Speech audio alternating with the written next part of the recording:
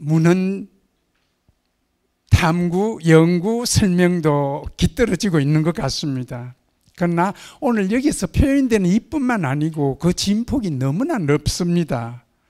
디지털 문제라든지 청소년 문제라든지 동양 철학을 하신다는 그런 우리 전통적인 의미에서는 좀 벗어나는 것 같습니다. 그래서 시민 여러분들도 예의주시해 주시면 좋겠다. 높아시면서 이런 말씀 드려서 죄송합니다만은 그런 생각이 들었습니다. 우리 전체 강연을 마치면 토론이 있습니다만은 이 토론 대화에서 한 몇 가지 또 기억할 것이 있다고 생각이 되는데요. 첫째는 들을 수 있는 능력입니다. 첫째는 들을 수 있는 능력. 두 번째는 말할 수 있는 능력. 세 번째는 판단할 수 있는 능력. 이런 세 가지 측면에서 참여하시면 좀 도움이 되리라 믿습니다. 저 역시 평생을 인문학한다 하고 여기에 있지만은 집에 가면 다 까먹습니다. 여기에 무엇이 있었는지 전 모릅니다. 그러나 그때마다 새로 또 읽고 감으로써 사람의 인품이나 인격이 거기에서 이루어지는 것이 아닌가 싶습니다. 지식적인 하나하나는 사실 기억하지 못할는지 모르지만은 그러나 그 바탕에 쌓이는 것은 저희들의 마음이라고 생각이 됩니다. 누구와도 비교할 수 없는 자신 혹은 우리 공통의 그 인품들이 이 자리에서 이루어지기를 바라면서 인사 말씀 대신할까 합니다. 고맙습니다.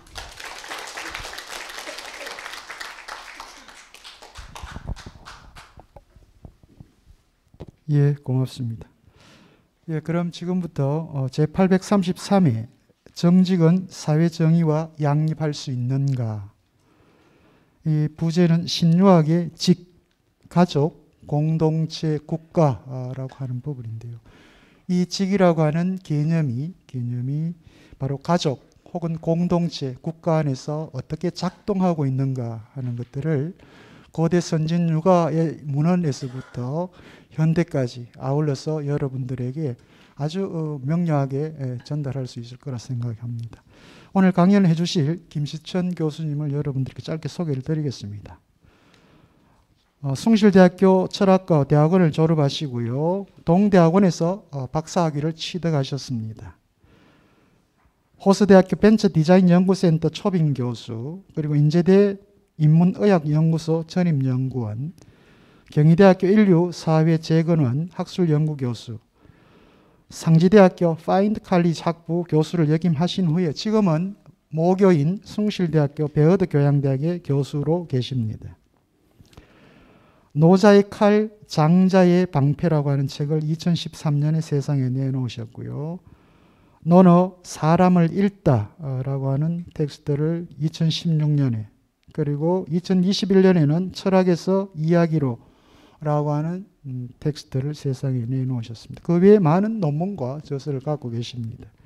사단법인 한국철학사상연구회 제1회 소송 학술상 수상도 하셨습니다. 오늘 정직은 사회정의와 양립할 수 있는가? 라는 주제를 가지고 강연해 주실 김시천 교수님을 연단에 모시겠습니다. 여러분 큰 환영의 박수 부탁을 드립니다.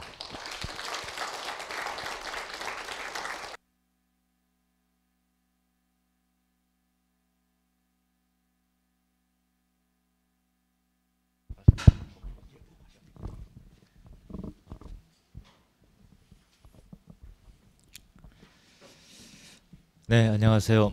다시 한번 인사드리겠습니다. 현재 숭실대학교에서 학생들과 같이 공부하고 있는 김시천이라고 합니다.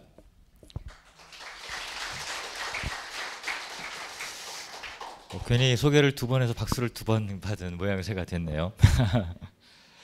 네, 일단 제가 우리 자료집을 보니까 833회라고 돼 있네요. 와, 어마어마한 이 유서 깊은 강연 초청받고 주변 분들에게 이야기를 했더니 다 알고 계시더라고요. 아, 그래서 여기가 되게 유명한 자리였구나. 그런데 이런 자리에 왜 저를 이렇게 늦게 부르셨는지 농담 좀 해왔습니다.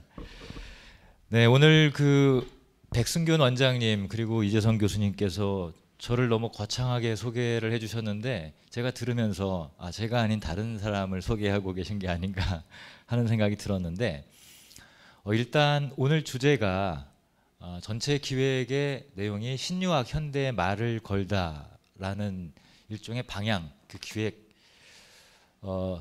핵심을 주셨는데 제가 오늘 말씀드릴 이야기는 제가 신유학 전공자가 아닙니다. 소개 속에서 저에게 맞는 얘기 중에 하나는 뭐냐면 노자와 장자를 주로 연구를 해왔다라고 하는 게 100% 맞는 거고요. 요거는 이제 제가 쓴 논문을 가져다가 오늘 강연의 내용으로 삼은 건데 오늘 강의의 내용이 그 논문에만 한정되지는 않습니다.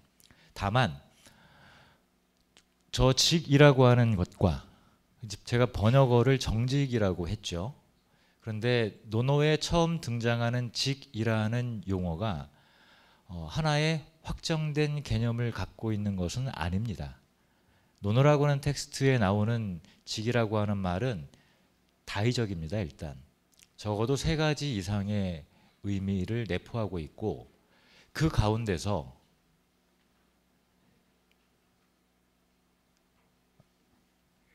이런 건 이제 제가 쓴 책이다라고 하는 거고 요게 이제 사실 키포인트입니다. 조금 전에 그 이재성 교수님께서 논어에 등장하는 자로 18장, 자로편 18장의 문장 조금 소개해 주셨는데 거기에 직이라고 하는 단어가 등장을 하고요. 요 글자에 대해서 주희가 주석을 내리며 한 표현입니다. 천리, 인정, 지지. 그러니까 천리와 인정의 지극함. 자, 이 말이 되게 녹록지 않은 말이거든요. 안타깝게도 그 이후에 조선조에서 송시열을 비롯한 수많은 유학자들 사이에서 직개념의 의미가 굉장히 강조되어 왔습니다. 그런데 제가 조선 유학을 전공해서 뭐 심도 있게 연구를 한 편이 아니라서 제가 오늘 드릴 이야기는 기본적으로 2가지 정도에 해당합니다. 첫 번째는 본래 논어에서 등장하는 직이란 말의 의미는 하나가 아니라 3가지다. 그 3가지 가운데 어떤 하나는 공자도 그렇게 좋게만 보지 않았었고 한편으로 옹호하려고 했던 부분이 있었다. 바로 이 사이에서 주희는 한 가지 선택을 하면서 이 유학 전통에서 좀 거리를 두게 된 또 하나의 직이 있습니다. 그 3가지 직개념에 줄타기를 하면서 신유학이 어떤 방식의 선택을 했는가 그 부분까지가 제가 오늘 말씀드리고자 하는 내용입니다. 그런데 이 천리와 인정에 지극하다라고 하는 말은 어떤 문제를 해결했다라고 하는 것이 아니라 저의 개인적인 해석이지만 문화적 선택이 이루어졌다라고 저는 이해를 합니다. 바로 그러한 내용을 말씀드리고자 하는 건데 이 천리와 인정의 지극함이라고 하는 말이 실제 현실에 적용될 때는 서양 철학에서도 마찬가지로 동아시아 철학 전통에서도 해결하지 못한 공통의 난제가 있습니다. 바로 그 부분과 이 직이라고 하는 개념이 연결되어 있다라고 하는 데까지 어찌 보면 이 유학의 전통은 그 가운데 분명한 선택을 했죠. 바로 그 선택된 개념이 바로 정직으로서 이해하는 겁니다. 자, 거기까지의 이야기를 제가 오늘 간단하게 드릴 수 있을 것 같아요. 자, 그러면 왜 오늘 이 이야기의 주제가 정직은 사회 정의와 양립할 수 있을까라는 제목을 달게 되었느냐? 이게 이제 재미난 에피소드가 있습니다. 뭐냐면 2018년도에 마이클 샌델 너무나 유명한 철학자죠. 당시에 2010년 전후해서 정의란 무엇인가라고 하는 책이 우리나라에서도 출간이 되고 하면서 엄청난 열풍이 불었죠.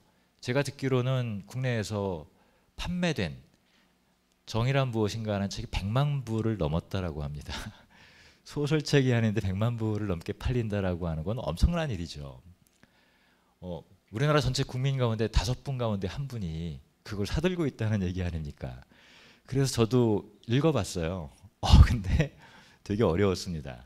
이게 쉬운 책이 아니에요. 더군다나 쓴 게 아니라 강연을 풀이한 책이기 때문에 다소 논리적으로 따라가기 어려운 부분들도 많았는데, 놀랍게도 일본에서도 상당한 호응이 있었고 중국에서도 엄청난 호응이 있었습니다.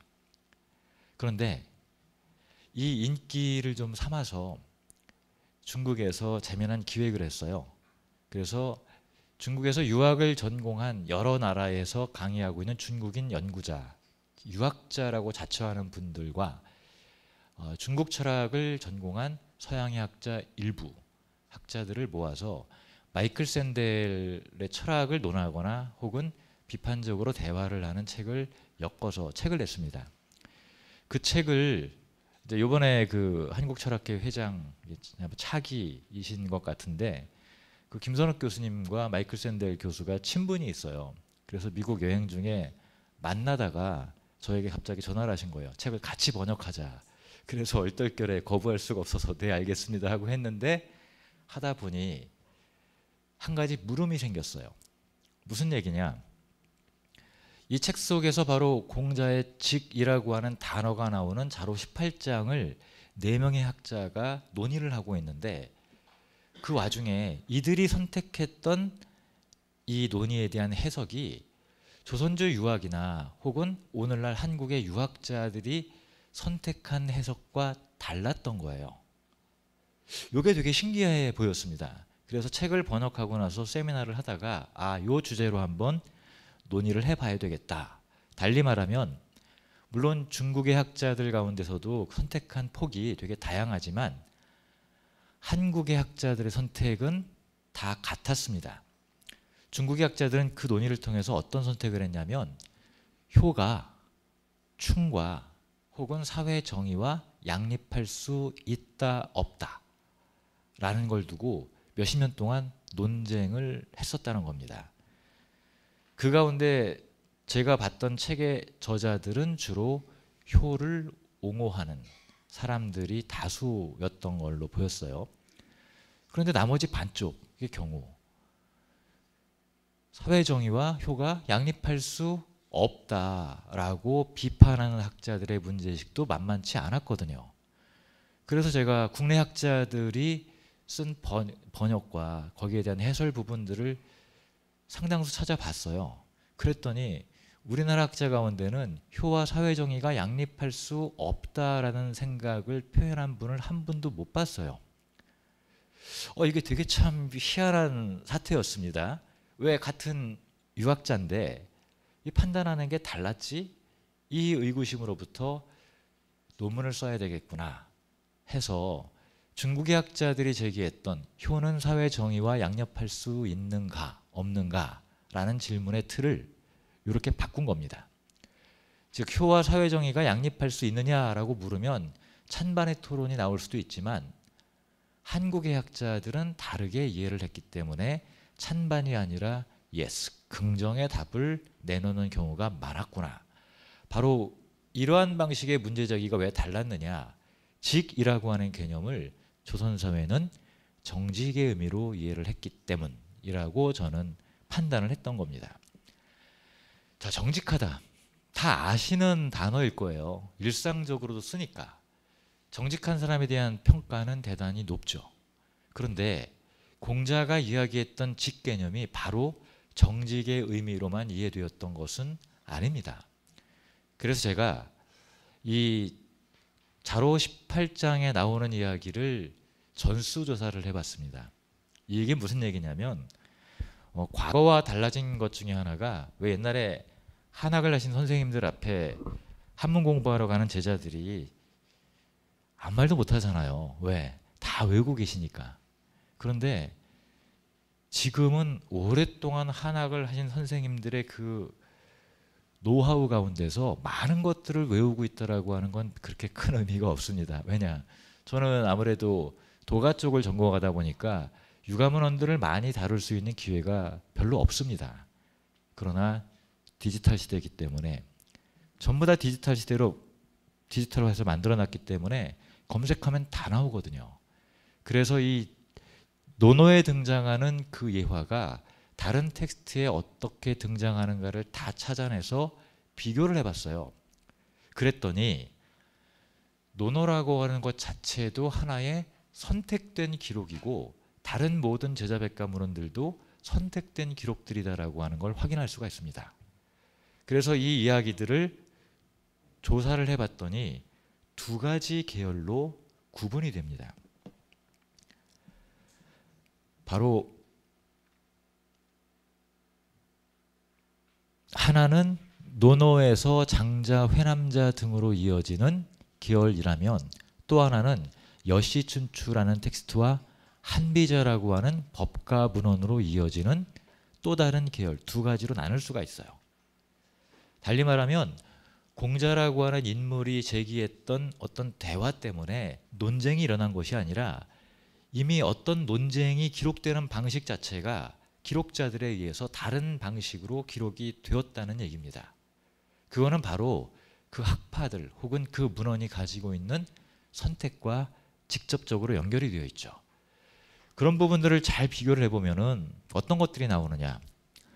논어라고 하는 텍스트는 그 뒤에 장자 그리고 회남자로 이어지는 것과 거의 같은 기록의 내용들을 보여주는데 여기서 토의되고 있는 문제는 충과 효의 문제가 아니라 혹은 직만을 다루는 것이 아니라 이것들이 신 혹은 효 이런 것들과 신, 효 이런 것들과 어떻게 관련되는가라고 하는 다른 차원에서 문제 제기를 하고 있습니다.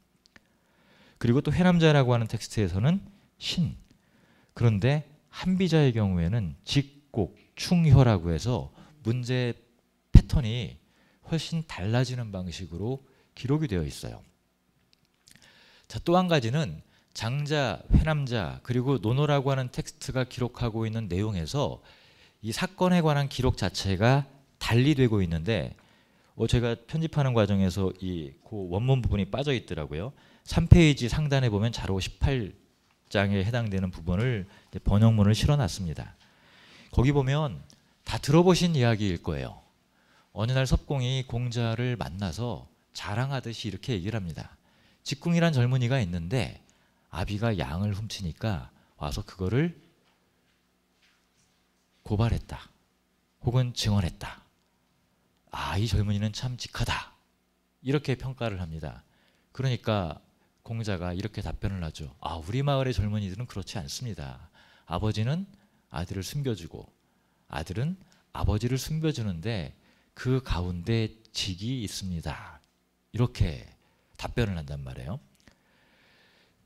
이게 가장 기본적인 사실이기 때문에 이게 출발점이고 다른 기록들을 비교한다가 아니라 고대의 선진문헌들은 전부 다 모아놓고 보면은 어떤 문헌들이 동일 계열을 이루는 경우가 있습니다. 적어도 이 문제에 있어서 논어와 장자와 회남자는 같은 계보로 기록을 하고 있다. 또 여시춘추와 한비자도 다르게 기록을 하고 있다. 그 가장 핵심적인 차이점이라고 하는 게 뭐냐면요. 논어, 장자, 회남자에서는 아버지가 남의 집 양을 가로챘고 이를 본 아들이 나중에 법정에서 본대로 증언을 했다. 이게 사실관계에 대한 기록입니다. 그래서 이 부분을 이야기할 때 가장 중심이 되는 가치는 효의 문제가 아니라 생각을 해보세요. 자식이 증언대에 나와가지고 본대로 고지고대로 다 이야기를 하면 아버지가 어떤 감정을 갖겠습니까? 배신감을 느끼죠. 친구지간에도 마찬가지고요. 그래서 이 논어장자 회남자에서는 배신감이라고 하는 것과 관련돼서 논의를 합니다. 이거는 인간관계가 깨진다는 거죠. 효라고 하는 가치와 직접적으로 연결시킬 만한 것이 없습니다. 또 일반적으로 중국의 학자들이 이걸 효라고 연결시키는데 이 공자 당시에 실제로 이루어졌던 효라고 하는 것은 제사 전통과 관련이 있지 법정에서의 증언 행위와 효가 직접적으로 관련되어 있는지는 따져봐야 될 문제입니다. 우리가 오늘날 부모에 대해서 대하는 모든 태도들이 공자 당시에 효라고 하는 개념으로 다 포섭되었던 것이 아니라는 얘기입니다. 자, 여기서 사건은 양을 훔친 행위, 고발, 증언 등등으로 되게 복잡한데 효를 언급하지 않고 있다는 점이 굉장히 중요합니다. 즉, 자신의 아버지가 양을 훔치는 것을 보았더라도 이거를 증언하는 것이 맞느냐 아니냐, 여기에 대해서 공자가 직으로 다르게 답하고 있다는 점만 드러날 뿐입니다. 자, 그런데 이 여시춘추와 한비자에서는 논쟁점을 전혀 다른 차원으로 바꿔놓습니다. 뭐냐, 직과 신의 문제에서 충과 효 자체가 쟁점이 되는 방식으로 변해갑니다. 그러니까 논쟁의 틀 자체가 논어에서 제기된 문제와 전혀 다르다라고 하는 거죠. 공자의 답은 간단한 겁니다. 그렇게 하면 아버지와 자식 관계는 깨집니다. 이 얘기를 하고 있는 거예요. 그런데 여기서는 여기로 넘어가면 아버지를 따르느냐 혹은 충, 군주를 따르느냐, 어떤 선택을 할 것이냐 라고 묻거나, 실제로 자식들이 아버지를 숨겨주고 아버지가 자식을 숨겨주는데 이런 행위가 일어난다면 군주의 힘은 약화된다, 이런 문제 제기를 갖고 있는 거죠. 전혀 다른 차원에서 이 상황을 문제 설정하고 있다고 하는 겁니다. 따라서 이 얘기들이 그냥 하나의 문제인 것처럼 섞어서 이야기하는 것은 논쟁을 호도할 가능성이 대단히 높아집니다. 그러니까 그러기 위해서 글자를 바꿉니다. 뭐냐, 아버지가 양을 훔친 걸로 글자가 바뀌어요. 그리고 그 아들이 고발한 사건으로 바꾸어 버립니다. 이렇게 만약에 섭공과 공자의 이야기를 보게 되면 또 얘기가 달라지는 거죠. 자, 그 뒤에 여러 가지 얘기가 있지만 시간상 그 부분들을 다 할 수는 없군요. 어쨌든 간에 제가 이런 얘기를 복잡하게 하는 까닭은 적어도 이 문제가 논어와 장자와 회남자와 같은 텍스트에서는 우리가 오늘날 흔히 생각하는 것처럼 불효와 관련된 행위로 해석되는 시각이 이 계열의 문헌들에서는 없었다라고 하는 얘기입니다. 이 점은 우리가 텍스트상에서 확인할 수 있는 얘기라고 하는 거죠. 자, 그런데 한비자는 좀 읽어볼 필요가 있어요. 글이 굉장히 길어집니다. 그 얘기는 하고 싶은 말이 많다라고 하는 거죠. 더군다나 저러한 상황이 사회적으로 발생했을 때 감당해야 될 논란의 폭이 훨씬 넓다는 것을 함축하고 있습니다. 초나라에 직궁이 있었는데 아비가 양을 훔치자 관리에게 고발했다. 재상이 죽여라.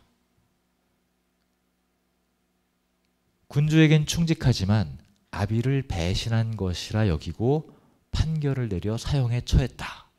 자, 이미 그걸 효로 해석하는 것은 나중에 선택된 것이라고 한다면 이미 저 행동은 용납되지 않는 행동이었어요. 이를 통해 보면 군주에게 충직한 신하는 아비에게 포악한 자식이다. 이게 또 하나의 이야기입니다. 그런데 여기에 뒤이어서 또 다른 이야기를 한비자는 보태고 있습니다. 노나라 사람이 군주를 따라 전쟁에 나갔다가 3번의 전투에서 3번 다 도망쳤다. 공자가 왜 그렇게 했느냐라고 물으니까 늙은 아버님이 계신데 내가 죽으면 누가 돌보겠습니까? 그러니까 공자가 효자라고 여겨서 위에다 천거를 했다. 그러면서 한비자는 이렇게 평가합니다. 이를 통해 보면 아비에게 효자는 군주에게는 배신이다. 그러니까 효자는 자기에게 좋은 신하가 될 수 없다는 뜻입니다. 그래서 재상이 아비의 죄를 고발한 직궁을 처형하자 초나라에서는 흉악한 범죄가 윗사람에게 보고되지 않게 됐고, 공자가 전투에서 도망친 사람에게 상을 주자 노나라의 백성은 쉽게 항복하고 달아나게 되었다. 자, 이렇게 이해관계가 다르니 군주가 한 사람 한 사람의 행실까지 다 따져가면서 해야 되겠느냐? 법을 세워서 그 법 따라 엄정하게 집행하면 그만이다. 사실은 한비자가 하고 싶었던 말은 이 얘기로 이어집니다. 자, 이 얘기를 제가 장황하게 한 까닭은요, 논어를 통해서 기록된 섭공과 공자의 대화에서의 직은 적어도 충과 효의 딜레마 혹은 현대적으로 중국 학자들이 논쟁을 벌였던 효와 사회 정의의 딜레마를 함축하지 않는다는 겁니다. 이게 굉장히 중요한 사실이에요. 자, 바로 한비자 여시춘추와 같은 텍스트 속에서 그러한 논의들이 논점이 전환되고 기록이 다르게 기록되면서 일어난 논쟁점이란 점입니다. 달리 말하면 유가는 효와 충의 문제, 효와 사회 정의의 문제를 바라보는 시각에서 이것을 딜레마 상황으로 인정하지 않습니다. 왜냐? 효가 최우선적이기 때문에요. 이게 유가입니다. 그러니까 군주가 부르더라도 어머님, 아버님 효해야 한다면서 사직할 수 있었고 관직 제수를 거절할 수 있었던 것, 우리가 조선의 역사에서 확인하지 않습니까? 달리 말하면 이미 선택되어 있는 거예요. 그러면 충과 효가 딜레마 상황이라고 하는 것은 어떤 사람들에게 일어나느냐? 바로 법가적인 시각을 가질 때 일어나는 쟁점이라는 겁니다. 달리 말하면 중국 학자들의 논쟁은 유학자들의 논쟁이 아니라 법가 계열의 관점을 받아들이는 사람들에 의해서 만들어진 논쟁이라는 겁니다. 우리나라에서 그런 논쟁이 없었다라고 하는 것은 우리나라의 유학자들이 정의감이 없었기 때문이 아니라 조선 유학의 전통을 그대로 받아들였을 때 그 유학의 선택은 분명했다라고 하는 걸 함축하는 겁니다. 아니 그러면 실제로 사회 속에서 그런 일들이 일어날 수 있지 않느냐, 이런 부분들을 생각할 수가 있겠죠. 효한다라고 하는 것이. 여기서 중요한 건 뭐냐면은 논어에 등장하는 그것이 효의 개념을 함축하느냐 아니냐라고 하는 것이 먼저 따져봐야 될 얘기라는 겁니다. 바로 중국의 학자들이 그 문제를 실제로 그런 방식으로 이해하기 위해서 가져오는 이야기는 바로 맹자에 나오는 순과 고수의 이야기예요. 아비가 죄를 지었는데 고요가 그 담당 관리일 때 그 수는 어떻게 하겠습니까? 왕위를 사직하고 아버지를 모시고 떠났을 거다. 이 이야기를 같이 이야기를 하면서 논의를 이어가는 겁니다. 달리 말하면 이 문제와 앞에 직궁의 문제는 섞일 수 없는 주제임에도 불구하고 중국의 유학자들은 사실 이 두 가지를 섞어서 효와 충의 문제를 논의한다라고 하는 거죠. 그럴 때 딜레마가 생기죠. 자, 그런데 실제로 전국시대에 이루어진 법률적 선택이라고 하는 것들을 보더라도, 그리고 그 이후에 중국의 역사에서도 이 선택은 분명했습니다. 왜냐? 자식이 아버지를 고발하거나 증언하는 행위는 법적으로 금지되어 있었습니다. 그러면 왜 오늘날 중국의 유학자들이 그런 논쟁을 했을까? 그 부분은 달리 말하면 이게 전통 유학적인 텍스트 해석의 문제가 아니라 중국의 학자들이 현재 중국에서 일어나고 있는 사회 정의에 관련된 문제를 제기하기 위해서 공자의 권위를 빌어온 데에서 비롯된 것이 아닐까. 아마 여기 선생님들께서도 많이 들어보셨지만 2000년대 들어서서 중국이 상당히 부유해지면서 이른바 부패의 문제라고 하는 것이 엄청난 사회적 문제로 비화되었지 않습니까? 바로 그런 문제를 어떻게 사회적으로 논의할 것인가라고 하는 차원에서 유학자들이 이 텍스트를 빌어서 그런 문제들을 그렇게 제기했던 것이 아닐까. 그러니까 중국의 학자들이 어리석다거나 부족하다거나 모자라서 혹은 몰라서 그랬던 것이라기보다는 사실은 현실의 문제를 토론해야 되는데 공자 혹은 유학의 권위를 빌어오는 것이 나름 효과적이었기 때문에 그 학자분들이 그런 논쟁을 그런 식으로 했던 게 아닌가. 저는 이제 그렇게 좀 추정을 합니다. 이런 자료들은 나중에 보시면 좋겠어요. 자, 그럼 실제로 제가 앞에서 제기했던 논어에 등장하는 직의 의미는 어떤 방식의 의미들을 함축하고 있느냐? 제가 일일이 다 따져보니까 대략 3가지의 의미를 갖고 있습니다. 첫 번째 직의 의미는 바로 솔직하다예요. 자, 미생고라고 하는 사람에 대해서 공자가 평하는 말 속에 그 말이 나옵니다. 누군가 미생고에게 뭘 빌리러 가요. 그런데 미생고에게 그게 없었거든요. 그랬더니 다른 사람에게 꾸어다가 그걸 빌려줬어요. 과연 미생고를 직하다고 할 수 있겠느냐라고 할 때 직은 없으면 없다고 말하면 되지. 그렇잖아요. 뭔가 자기의 상황이나 감정이나 생각 같은 것들을 꼬았다라고 하는 거죠. 이 꼬는 것에 대해서 공자는 대단히 비판적인 생각을 갖고 있던 겁니다. 그런데 이때 솔직하다라고 하는 것, 이 솔직하다라고 하는 말은 때때로 다른 대화에서 나오는 것처럼 친구한테 계속 솔직하게 있는 그대로 욕하다 보면 관계가 틀어지지 않습니까? 따라서 솔직함이라고 하는 것은 나쁘다라고 말할 수 없지만 그것은 예에 의해서 보다 세련되게 다듬어질 필요가 있고 의의 인도를 받아서 올바른 길로 인도될 필요가 있다라는 것이 유학자들의 해석입니다. 그러니까 직을 솔직의 의미로 해석할 때는 미생고에게 비판적으로 이야기했던 것처럼 좋은 것이긴 하지만 그것은 인처럼 완성된 덕목이나 가치는 아니다라고 하는 것이 공자의 머릿속에 들어있지 않았을까. 적어도 우리는 분석을 통해서 그렇게 확인할 수가 있습니다. 자, 그러면 논어 자로 18장에 나오는 그 섭공의 이야기 속에 등장하는 직은 뭐냐? 그거는 두 가지 기혈 모두 공이 자식이라도 자기 아버지가 죄를 지으면 고발했다. 혹은 있는 그대로 증언했다. 이걸 직이라고 하지 않습니까? 그런데 가만히 생각해 보세요. 이건 솔직한 게 아니라 충직한 거예요. 자기 출세하려고, 점수 따려고. 즉 아버지보다 타인인 군주에게 충성한 사람. 그러니까 섭공이 칭찬을 한 거죠. 달리 말하면 섭공이 이야기하는 말은 충직의 개념입니다. 자, 후대의 유학자들에게도 이 고민은 있을 수 있습니다. 자, 만약에 내 아버지가 양을 은닉했다가 걸렸어요. 그때 내가 증언을 해야 한다면, 아니면 고발을 해야 한다면, 이런 상황에 처해진다면 대단히 난감하지 않습니까? 그런데 유학자들의 선택은, 공자도 선택은 이미 분명합니다. 아버지와의 관계를 최우선적으로 고려한다. 자, 근데 만약에 진짜 아버지가 남의 집 양, 본래 이 자로 18장에 나오는 그 상황은 단어를 꼼꼼하게 해석을 하면 어떤 방식으로 해석할 수도 있냐면, 이 아버지가 남의 집 우리에 가서 양을 훔친 게 아니에요.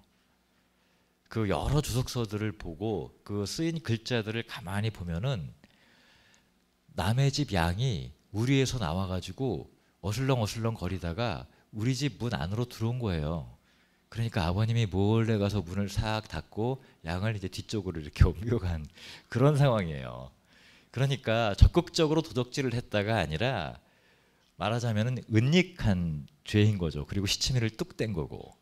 그러니까 어떤 의도를 가지고 다른 사람의 물건을 훔쳐서 했던 도둑질과는 달랐던 겁니다. 바로 여시춘추나 한비자의 기록과 그 논어나 장자의 기록이 다른 부분이 그거예요. 그러다 보니까 천희석 선생님이 이제 재미난 해석을 해요.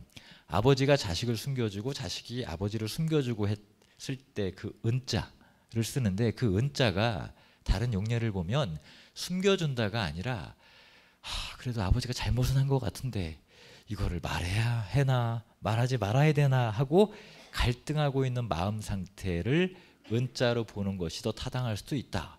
상당히 참고가 되는 거죠. 누구나 그런 갈등을 할 수 있으니까. 하지만 유학자들의 선택은 단호했습니다. 고발한다거나 증언하는 것은 안 된다. 다만 아버님에게 가서 간언을 하라. 즉 아버님 돌려주십시오. 이렇게. 이게 이제 유학자들이 주로 했던 선택이라고 하는 거죠. 자, 그런데 그런 것을 가지고만 설명할 수 있는가? 저는 이 주의가 했던 이 6글자의 해석이 나름대로 의미심장한 함축을 갖고 있다라고 생각을 했어요. 그 중에 하나가 바로 제3의 길입니다. 자, 우리가 여기서 또 한 가지 살펴봐야 될 점은 뭐냐면, 만약에 이때의 행위가 의에 저촉되는 행위라고 해석할 수 있다라고 하더라도 그때의 의가 오늘날 우리가 얘기하는 소셜 저스티스, 즉 사회적 정의에 저촉되는 것과 같은 것으로 봐야 되느냐, 이 문제도 사실은 검토가 필요합니다. 왜냐, 제 앞에 첫 강연자로 오셨던 이승환 교수님이 바로 이런 문제에 대한 그 가장 많은 연구를 하신 대표적인 철학자분이신데, 그 연구에 따르면 정의와 저스티스는 별개의 개념이다. 의라고 하는 글자가 실제로 쓰였던 맥락들을 따져보면 하나는 올바른 의미를 추구한다. 이게 이제 의리학이라고 할 때 그 의자가 바로 그런 뜻입니다. 따라서 여기서 의는 correct의 뜻입니다. 또 한편으로는 어떤 행위가 옳다라고 할 때는 그 행위에 대해서 정당하다라고 판단하는 행위의 정당성의 문제와 관련이 된다. 그리고 세 번째, 어떤 사람이 의롭다라고 할 때 바로 이것은 인격성, 이런 의미는 바로 righteousness라고 하는 것과 관련이 된다. 따라서 이 세 가지는 서양 철학에서 논의되어 왔던 justice와 일정하게 구분이 된다라고 설명을 하십니다. 자, 그러면 이 문제를 우리는 어떻게 봐야 되느냐? 유학자들은 선택을 했다라고 했죠. 예컨대 이런 부분을 연구했던 한스 게오르그 멜러라고 하는 학자는 그건 충과 효의 대립 딜레마 이런 문제가 아니라 서구 철학에서도 해결하지 못했던 하나의 딜레마와 같다라고 이야기를 하면서 그 유명한 안티고네 이야기를 가져옵니다. 자, 이 안티고네라고 하는 것은 그 오이디푸스 등으로 이어지는 그 비극 작품, 소포클레스 작품 가운데 대단히 유명한 이야기죠. 자, 이 안티고네의 내용은 뭐냐면요, 이 오이디푸스라고 하는 인물은 태어날 때 자기 아버지를 죽일 운명을 타고난 자라고 해서 그 아버지가 버립니다. 그런데 죽이라고 했는데 죽이질 않았기 때문에 결국 성장해서 어느 날 길을 가다가 어떤 사람들과 분란이 일어나서 죽여버리는데, 나중에 알고 보니 그게 아버지였고 그 나라에 가서 결혼을 했는데 그게 어머니였던 겁니다. 이 사실을 알게 된 오이디푸스는 자기의 눈을 파버리고 이제 길을 떠납니다. 그때 아버지가 불쌍하다고 안티고네가 아버지를 쫓아가면서 돌보고 있는데 왕이 없어지니까 서로 권력 다툼을 하느라고 왕의 두 아들이 싸우다가 다 죽어버립니다. 그런데 그때 아들 가운데 한 명인 폴리네이케스라고 하는 아들이 그 왕권을 위한 다투는 과정에서 외부 세력을 끌어들이니까 최종적으로 권력을 잡은 외삼촌이었던 크레온이라고 하는 인물이, 쟤는 권력 다툼을 한 거지만 쟤는 외부 세력을 끌어들였으니까 반역자다. 그러니 죽여서 장례를 치르지 못하게 하라 라는 엄명을 내립니다. 그런데 안티고네가 그럴 수는 없다. 내가 사랑하는 오빠를 제대로 장사 지내지 않는다라고 하는 것은 안 될 일이다 하면서 결국 그 시신을 거두어다가 장사를 지냅니다. 그러니까 크레온이 감히 법을 어기다니 하면서 안티고네를 죽이라고 명령을 합니다. 자, 이때 안티고네는 지엄한 국법이 있음에도 불구하고 오빠에 대한 사랑을 멈출 수 없죠. 그래서 오빠의 시체를 거두어다가 매장을 한 것. 그런데 크레온은 결국은 자기 조카 아닙니까? 사랑스러운 조카 아니에요. 하지만 그 감정에 이끌리지 않고 법에 따라 안티고네를 죽여라 라고 명령을 합니다. 이 상황을 이야기하면서 한스 게오르그 멜로그는 뭐라고 이야기를 하느냐, 이것은 어느 쪽도 절대적으로 옳다라고 옹호할 수가 없는 이른바 딜레마의 상황에 해당한다. 자, 법을 지켜야 된다라고 하는 이 엄청난 공동체의 운명이 달린 그 법을 과연 지키지 말아야 된다, 이렇게 감히 이야기하기가 쉽지 않죠. 하지만 그 법이 무섭다 하더라도 오빠의 시신을 그냥 길바닥에 내동댕이 쳐서 까마귀 밥이 되도록 하는 걸 어떻게 가족으로서 볼 수가 있겠습니까? 이 두 가지는 화해할 수 없는 심연이 놓여있는 딜레마의 상황이다. 이렇게 멜러는 평가를 합니다.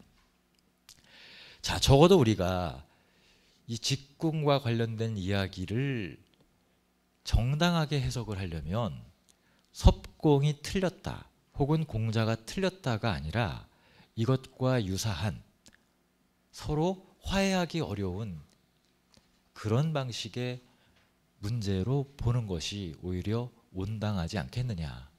이런 방식의 한스 게오르그 멜러의 해석도 있습니다. 이 부분도 참 의미심장한 것 같아요. 바로 그런 것들을 다루고 있는 거죠. 자, 물론 더 자세한 설명은 시간상 생략을 하고요. 그런데 이런 부분들이 과거의 비극적인 문제로 끝나는 것이 아니라 현대 사회에서도 이런 딜레마가 연출된다는 겁니다. 자, 한 가지 소개를 해보죠. 미국에서 있었던 사건, 캐나다에서 있었던 사건입니다.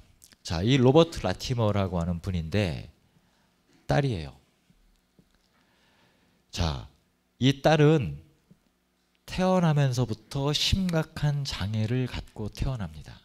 그런데 생존하기 위해서는 엄청난 치료와 고통을 수반하는 그런 치료를 지속적으로 받아야 되는데 12년 동안 그런 치료를 지속하다가 결국은 그 아버지가 살기 위해서 감당해야 내야 되는 치료에 수반되는 고통을 참아 볼 수가 없어서 딸을 죽입니다. 그리고 라티머 씨는 내가 법적으로 그만 살인죄를 저질렀기 때문에 감옥에 수감되는 것을 받아들여요. 하지만 나는 아버지로서 저 딸이 저렇게 고통받는 삶을 계속 이어가는 것을 차마 두 눈 뜨고 볼 수가 없었다. 따라서 나는 법은 어겼지만 도덕적으로 죄를 지은 것은 아니다. 그것은 어쩔 수 없는 선택이었다. 라고 계속해서 자신을 이야기합니다. 자, 그래서 결국은 2급 살인죄로 감옥에 갔죠. 그런데 가석방위원회에서 심사를 하면서 이 라티머 씨에게 이렇게 판결을 내립니다. 당신은 반성할 줄 모르는군요. 따라서 가석방을 승인할 수 없습니다. 자, 그런데 이 판결은 라티머 씨 본인의 입장에서 보면 자기는 딸을 죽인 것이지만 그 딸을 죽인 까닭은 그 너무나 고통스러워하는 그 모습을 참아 볼 수가 없었기 때문에 그 고통을 덜어주기 위해서 딸의 목숨을 끊은 거잖아요. 어쨌든 그건 법을 어긴 거죠. 하지만 딸에 대한 사랑이 그런 행동을 하게 만들었다라고 믿고 있습니다. 자, 우리는 어떻게 판단하는가에 따라서 생각이 다를 수가 있겠죠. 근데 적어도 라티머 씨의 행동이 옳다 그르다라고 쉽게 판단하기는 어렵지만 라티머 씨가 한 말이 무슨 말인지는 저도 자식을 키운 아버지로서는 공감은 됩니다. 자, 여러분이라면 어느 쪽을 옹호하실 수 있겠습니까? 만약에 여기 계신 선생님들이 그 가석방위원회의 위원으로 참여했다면 어떤 판결을 내리실까요? 쉽지 않죠. 쉽지 않죠. 바로 이런 문제처럼 직궁의 이야기, 안티고네의 이야기, 라티머 씨의 이야기, 이런 이야기들이 이어져 옵니다. 그러면 왜 조선의 유학자들 이런 분들은 다른 선택을 했을까? 왜 부모가 자식을, 자식이 부모를 숨겨준다라고 하는 선택을 했을까? 그게 법을 어기라는 뜻이 아니었을 겁니다. 저는 좀 그래서 이런 것들을 정리하는 과정에서 이런 생각들을 우리가 해볼 필요가 있다고 생각을 해요. 오늘날 우리가 말하는 정의는 엄밀한 의미에서 보면 신유학의 글자인 정자와 의자를 가져왔지만 그 의미는 실제로는 justice에 대한 정의를 가져온 거예요. 여기서 의미를 가져다 씁니다. 유교에서 말하는 인의는 justice가 아니라 righteousness이고 인간의 마음의 뿌리를 둔 사단 가운데 하나로 자기 수양을 통해 얻어지는 덕목의 하나이기도 합니다. 바로 이것은 뭘 함축하느냐? 법에 대한 예의 우선성을 이미 함축하고 있습니다. 또 당시 정의 또는 인을 설계한 사상가들은 천하를 무대로 하였지 사회를 무대로 하지 않았습니다. 예컨대 조선조의 신하들이 혹은 중국의 유학자들이 왕의 명령을 거부합니다.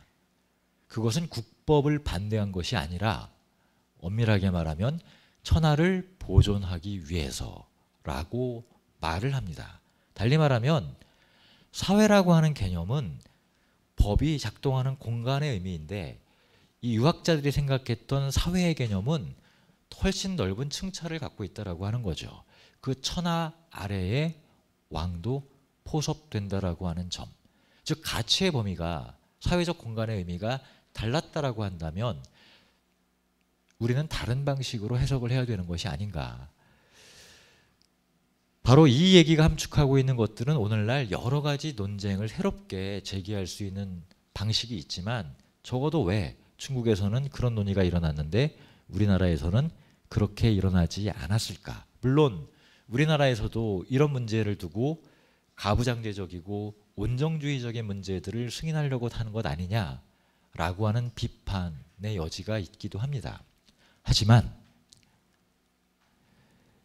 중국의 학자들이 이 텍스트에서 이야기했던 그런 논의들과는 조금은 저는 다른 선택을 국내 유학자들이 하고 있는 게 아닌가.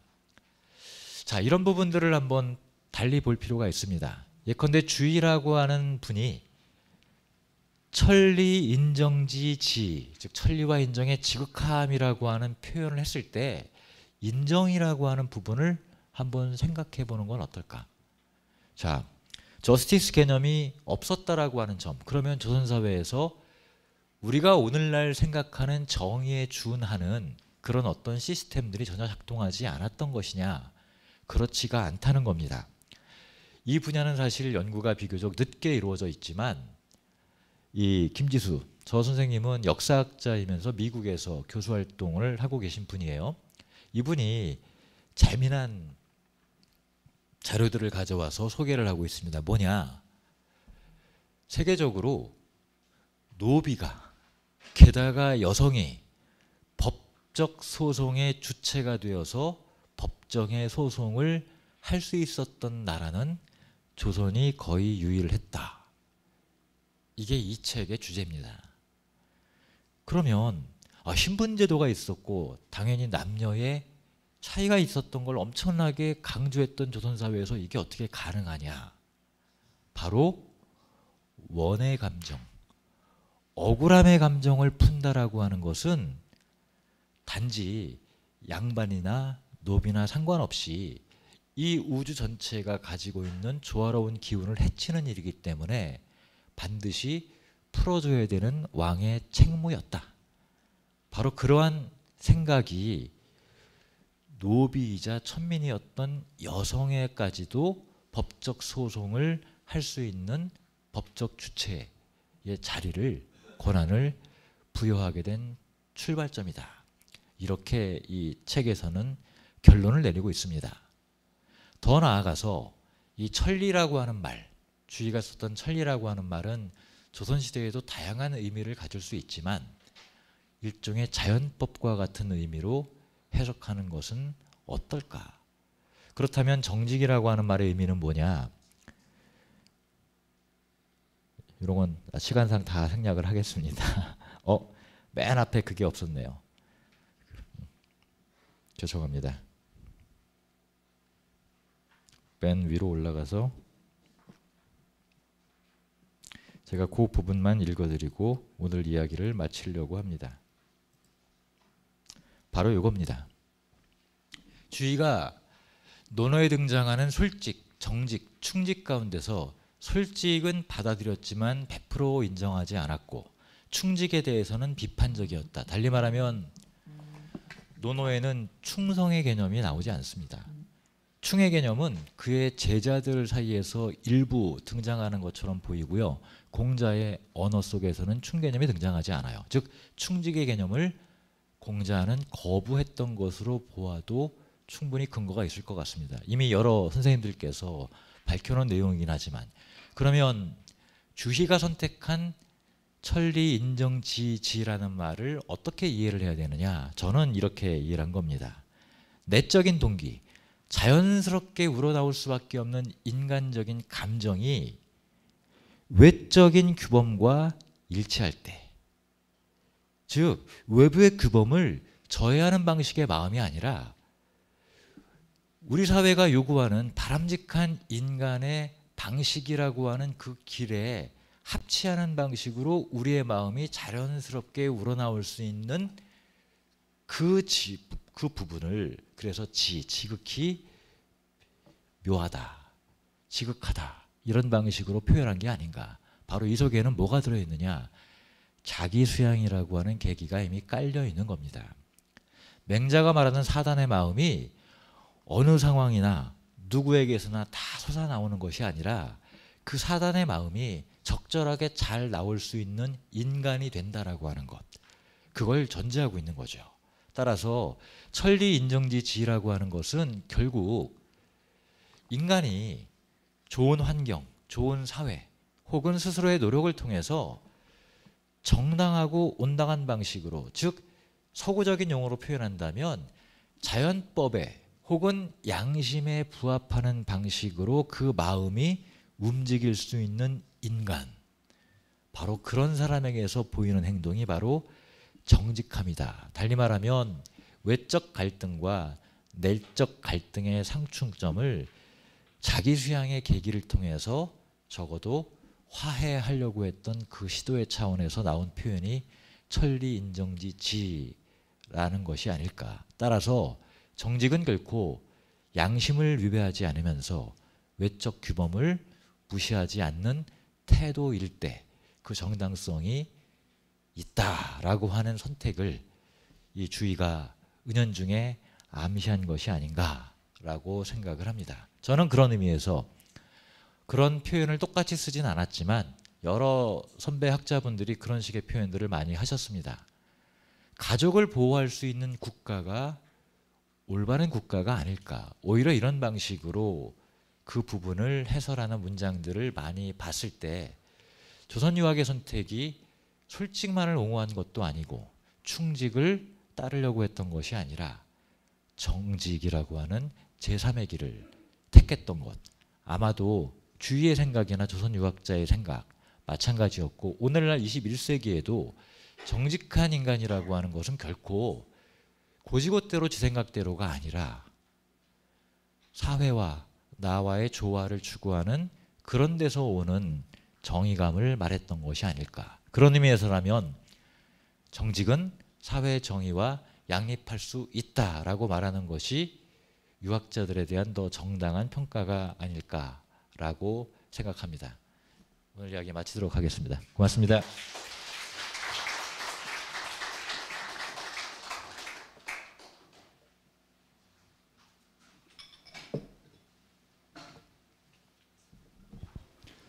예, 고맙습니다. 뒤에 시계로 3시 한 8분쯤이 되겠네요. 지금 한 2분 정도 당겨서 끝났기 때문에 한 3시 8분쯤에 이 자리에서 토론 진행 2부 순서 이어가도록 하겠습니다.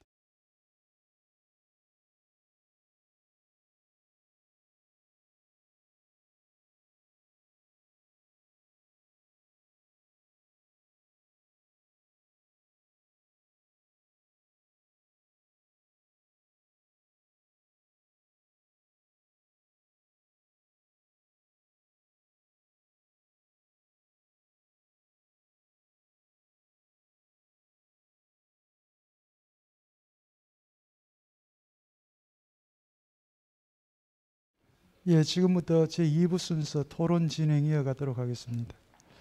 워낙 준비된 강연자이기 때문에 저희들이 제시했던 그 시간을 정확하게 지켜주셨습니다. 그래서 아마 여러분들에게는 토론할 수 있는 충분한 시간이 주어져 있고요. 아주 다양한 질문들이 가능하리라 생각을 하는데,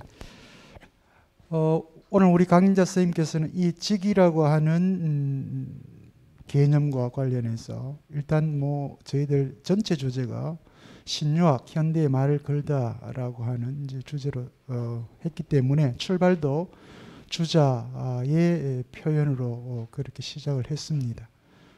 주자는 적어도 이 직이라고 하는 것이 천리와 인정이 그 관계가 지극함이다라고 하는 이런 표현으로 직이 갖고 있는 의미를 표현했는데, 그것이 이 선진유가인 논어에서는 이 직이라고 하는 것이 이제 어떻게 드러나는가 하는 문제, 혹은 그 관련 주변 문헌들입니다.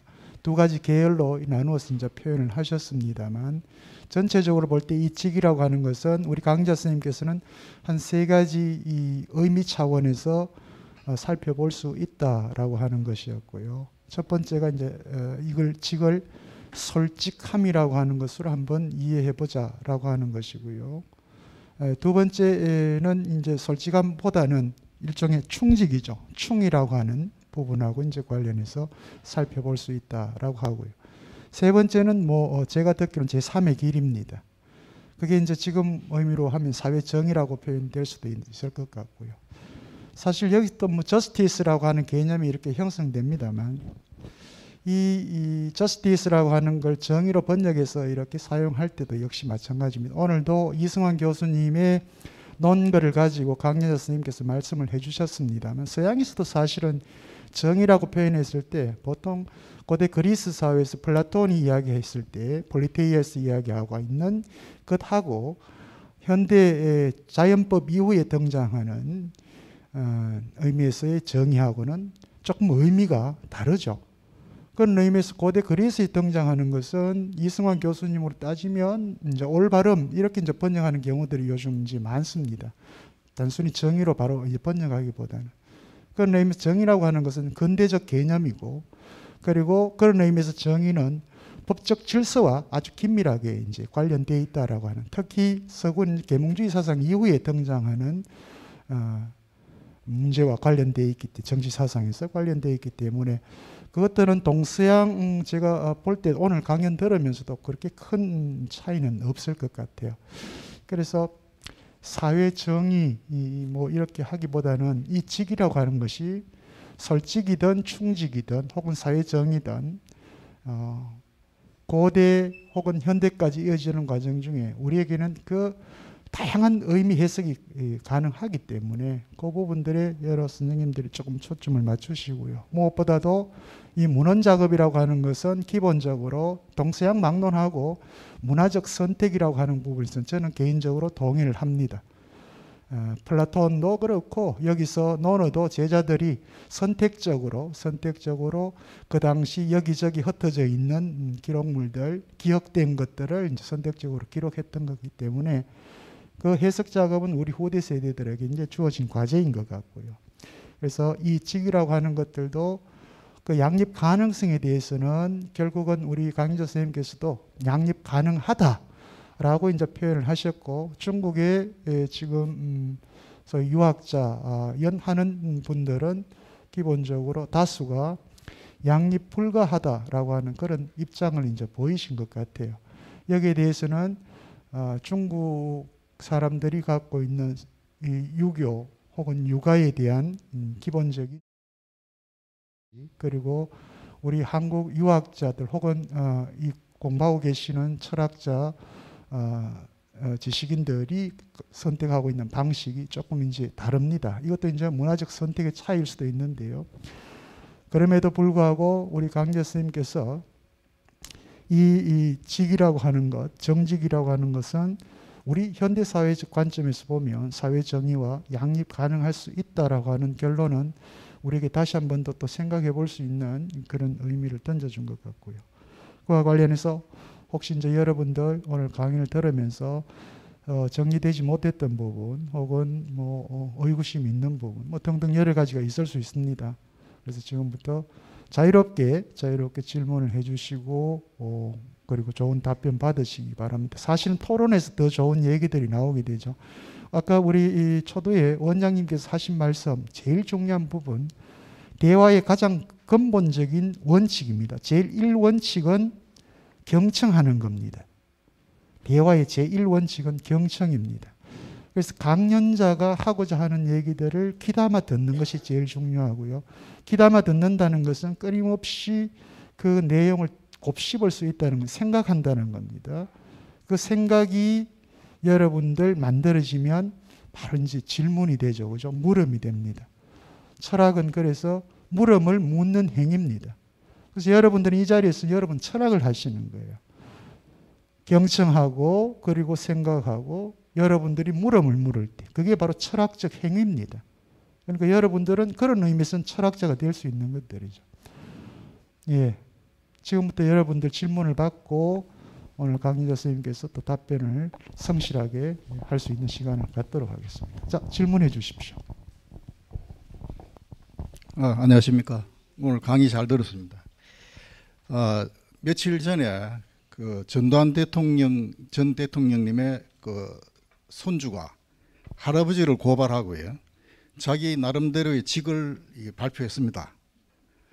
그래서 만약에 그 손주가 정신 상태가 아주 정상적인 상태에서 그런 행위를 했다 그러면은 그 만약에 사회적인 그 호응이 되고 많은 반향을 일으켰다 그러면 그런 경우가 생겼다 그러면은 오늘 그 주제에 사회 정의와 양립할 수 있을 그런 그 문제를 한번 생각해 봤는데요. 교수님의 그런 그 생각은 어떠신가 거기에 대해서 여쭙고 싶습니다. 어려운 질문이긴 합니다. 또 잘 얘기를 하시면 잘 풀어나갈 수 있는 또 질문이긴 한 것 같습니다.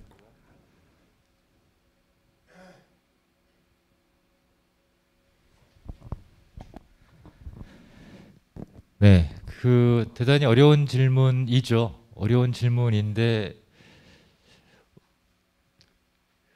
공자라면 어떻게 생각했을까? 주의라면 어떻게 생각했을까? 유학자라면 어떻게 생각했을까?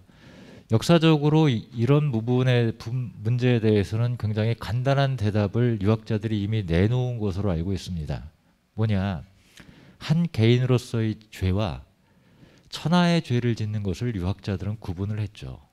천하의 죄를 지은 것이 효의 문제와 연결이 될까? 그 부분에서 생각해 본다면 이미 유학자들도 여기에 대해서 분명한 태도를 갖고 있지 않았을까라고 생각을 합니다. 그러니까 비록 우리 아버지가 다른 사람과 어떻게 싸우다가 다른 사람을 죽였다라고 하는 문제는 자식으로서 상황이 어떻든 간에 그 부분을 옹호할 수 있는 여지가 있겠죠. 하지만 천하에 지은 죄에 대해서 놀랍게도 직이라고 하는 글자가 논어에 한 번 더 나오는 유명한 대화가 있습니다. 어떤 사람이 그 원한을 덕으로 갚으면 어떻겠습니까? 라고 하니까 공자가 이렇게 얘기를 하죠. 덕은 덕으로 갚고 원한은 직으로 갚아라.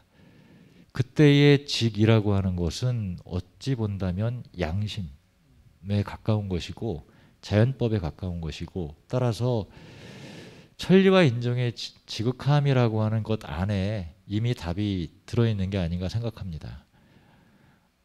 그렇지 않은가요? 그건 제가 답이 어렵다라고 하는 교묘하게 부분, 피해 가신 겁니까? 우리 질문자 선생님 혹시 답변이 충분합니까? 우리 주의 선생이 얘기했던 천리를 우리가 서양 개념으로 이렇게 표현하면 제가 이게 맞는지 모르겠어요. 선생님께서는 자꾸 자연법적이라고 표현하시는데 일종의 고대 그리스인들이 봤던 코스모스가 아닐까 저는. 자연 질서, 우주적 질서. 그게 이제 그리스도교로 가면 하나님의 섭리가 되겠죠.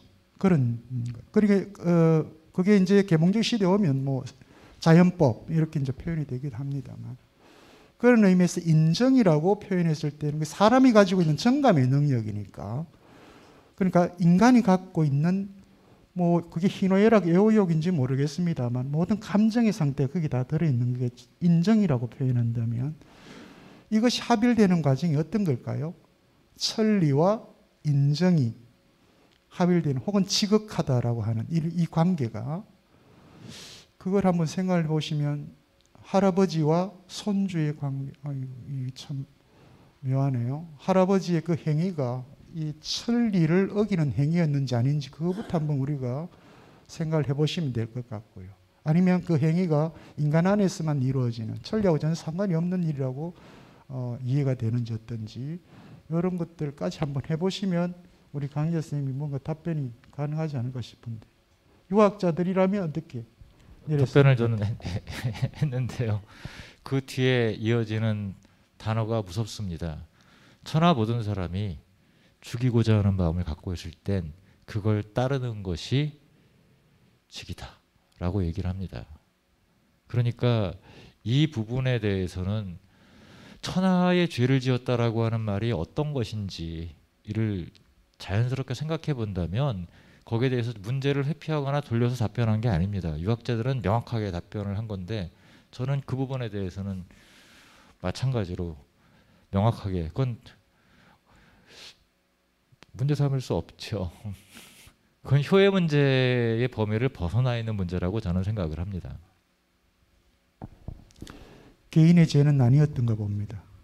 할아버지의 죄가 지금 말씀하시는 건 아마 천하의 죄가 아니었나 이런 생각이 드는데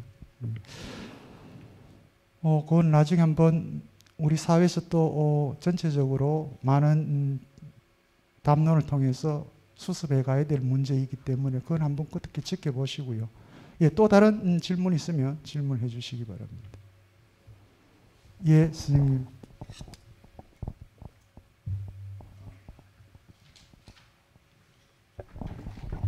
원장 선생님 아까 이야기해가지고 질문하는 게 정말 조심스럽습니다.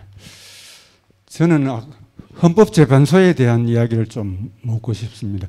가정은 옳지 못하지만 그것은 할 수 있다 하는 이야기를 들으니까 이게 무슨 이야기인지 도통 알 수가 없습니다. 거기에 대한 이야기 좀 해주시면 고맙겠습니다. 우리 강현자 선생님께서 조금 답변할 수 있는 그 구체적인 이런 사례나 경우를 들어서 이렇게 좀 말씀해 주시면 좋겠습니다. 예, 그렇게 해도 좋습니다. 예. 선생님 혹시 이어서 조금 더 보충해서 질문 표현하실 수 있는 부분이 있습니까? 갑자기 헌법재판소가 나오니까 지금 뭔 주장을 하고 계시는 건지 질문을 통해서. 예, 요즘은 실제 말입니다. 비록 무식한 우리들이 듣는 이야기지만 국회의원이라 하면 우리나라 1% 안에 드는 분들이 하는 행동이나 이런 것들이 정말로 정직한 것인지 요즘 국민들도 요즘은 자기가 싫어 모를지라도 인터넷을 눌러가지고 이게 무슨 말인가를 다 한번 눌러보는 세상에서 1% 안에 드는 사람들이 말장난하는 것도 아니고 이런 것이 있어가지고 선생님의 옛날에 논어 때라든가 아니면 선생님의 견해는 어떠신지 거기에 대한 이야기를 해주시면 좋겠습니다. 혹시 질문에 대한 이해는 하셨는지 모르겠습니다. 요즘 국회의원들이 정직하지 못하다고 그러시네요. 예? 우리 국민들 아주 무식하지만 인터넷 통해서 다 이게 정직이 뭔지 아는데 이 국회의원들이 너무 정직하지 못하게 서로 이전투고 싸우고 있다 그러는데 유학자들은 과연 이런 부분에 대해서 어떻게 생각하셨을까? 네, 제가 무서운 데를 잘못 온 것 같습니다. 일단은요, 제가 답을 회피한다라고 하시는 것보다도 지금 말씀하시는 사안들, 그러니까 예를 들면 구체적인 어떤 사안들을 말씀하신다면은 구체적인 개인적 의견은 제가 말씀드릴 수가 있어요. 그런데 좀 큰 범위에서 좀 넓은 의미에서의 말씀을 하신 걸 보니까 저도 두루뭉술하게 넓게 아마 심정적으로 보면 지금 질문하신 선생님의 심정과 저의 마음이 크게 다를 것 같진 않아요. 근데 다만 학자라고 하는 사람은 똑같은 현상을 볼 때 감정적으로 대응한다라기보다는 일종의 사회적 현상의 차원에서 봐야 되는데 물론 한 개인, 한 국회의원 혹은 한 정치인의 어떤 행동에 대해서 말할 수도 있고 그런 부분들을 얘기할 수도 있겠지만 저는 시스템상의 문제와 같은 것들이 역시 학자들은 관심을 가질 수밖에 없거든요. 그런 차원에서 본다면 최근에 일어나고 있는 현실이 사실은 과거에는 없었던 것은 아니다라고 생각을 해요. 다만 그때 상황에 따라서 훨씬 더 어떤 전체 시민들의 뭐라 그럴까 이해할 수 없는 행동 혹은 이해할 수 없는 판결 이런 것들이 최근에 많이 일어나고 있는 것은 분명하죠. 근데 어떤 한 개인의 과오를 바로잡는 것은 그때그때의 사안에 따라서 말할 수 있는 문제지만 저는 적어도 그 문제에 관한 해결책은 결국은 이 수많은 유권자와 깨어있는 시민들의 각성과 깨달음이 행동으로 이어질 때 저는 이렇게 여쭙고 싶어요. 왜 그렇게 문제가 많은 사람이 계속해서 당선이 되는가라고 하는 부분을 우리가 먼저 고민해야 되는 게 아닌가. 그러면 좀 그런 모습들을 덜 보게 되지 않을까 하는 생각이 듭니다. 예, 고맙습니다. 오늘 우리 강의된 내용을 다시 이렇게 조금 수렴해서 들어오실 필요가 있을 것 같습니다. 너무 바깥으로 이렇게 나가버리면 오늘 강의에서 본질적으로 우리 강좌 선생님께서 하고자 했던 얘기들이 이제 빠져나갈 수 있으니까. 예, 선생님.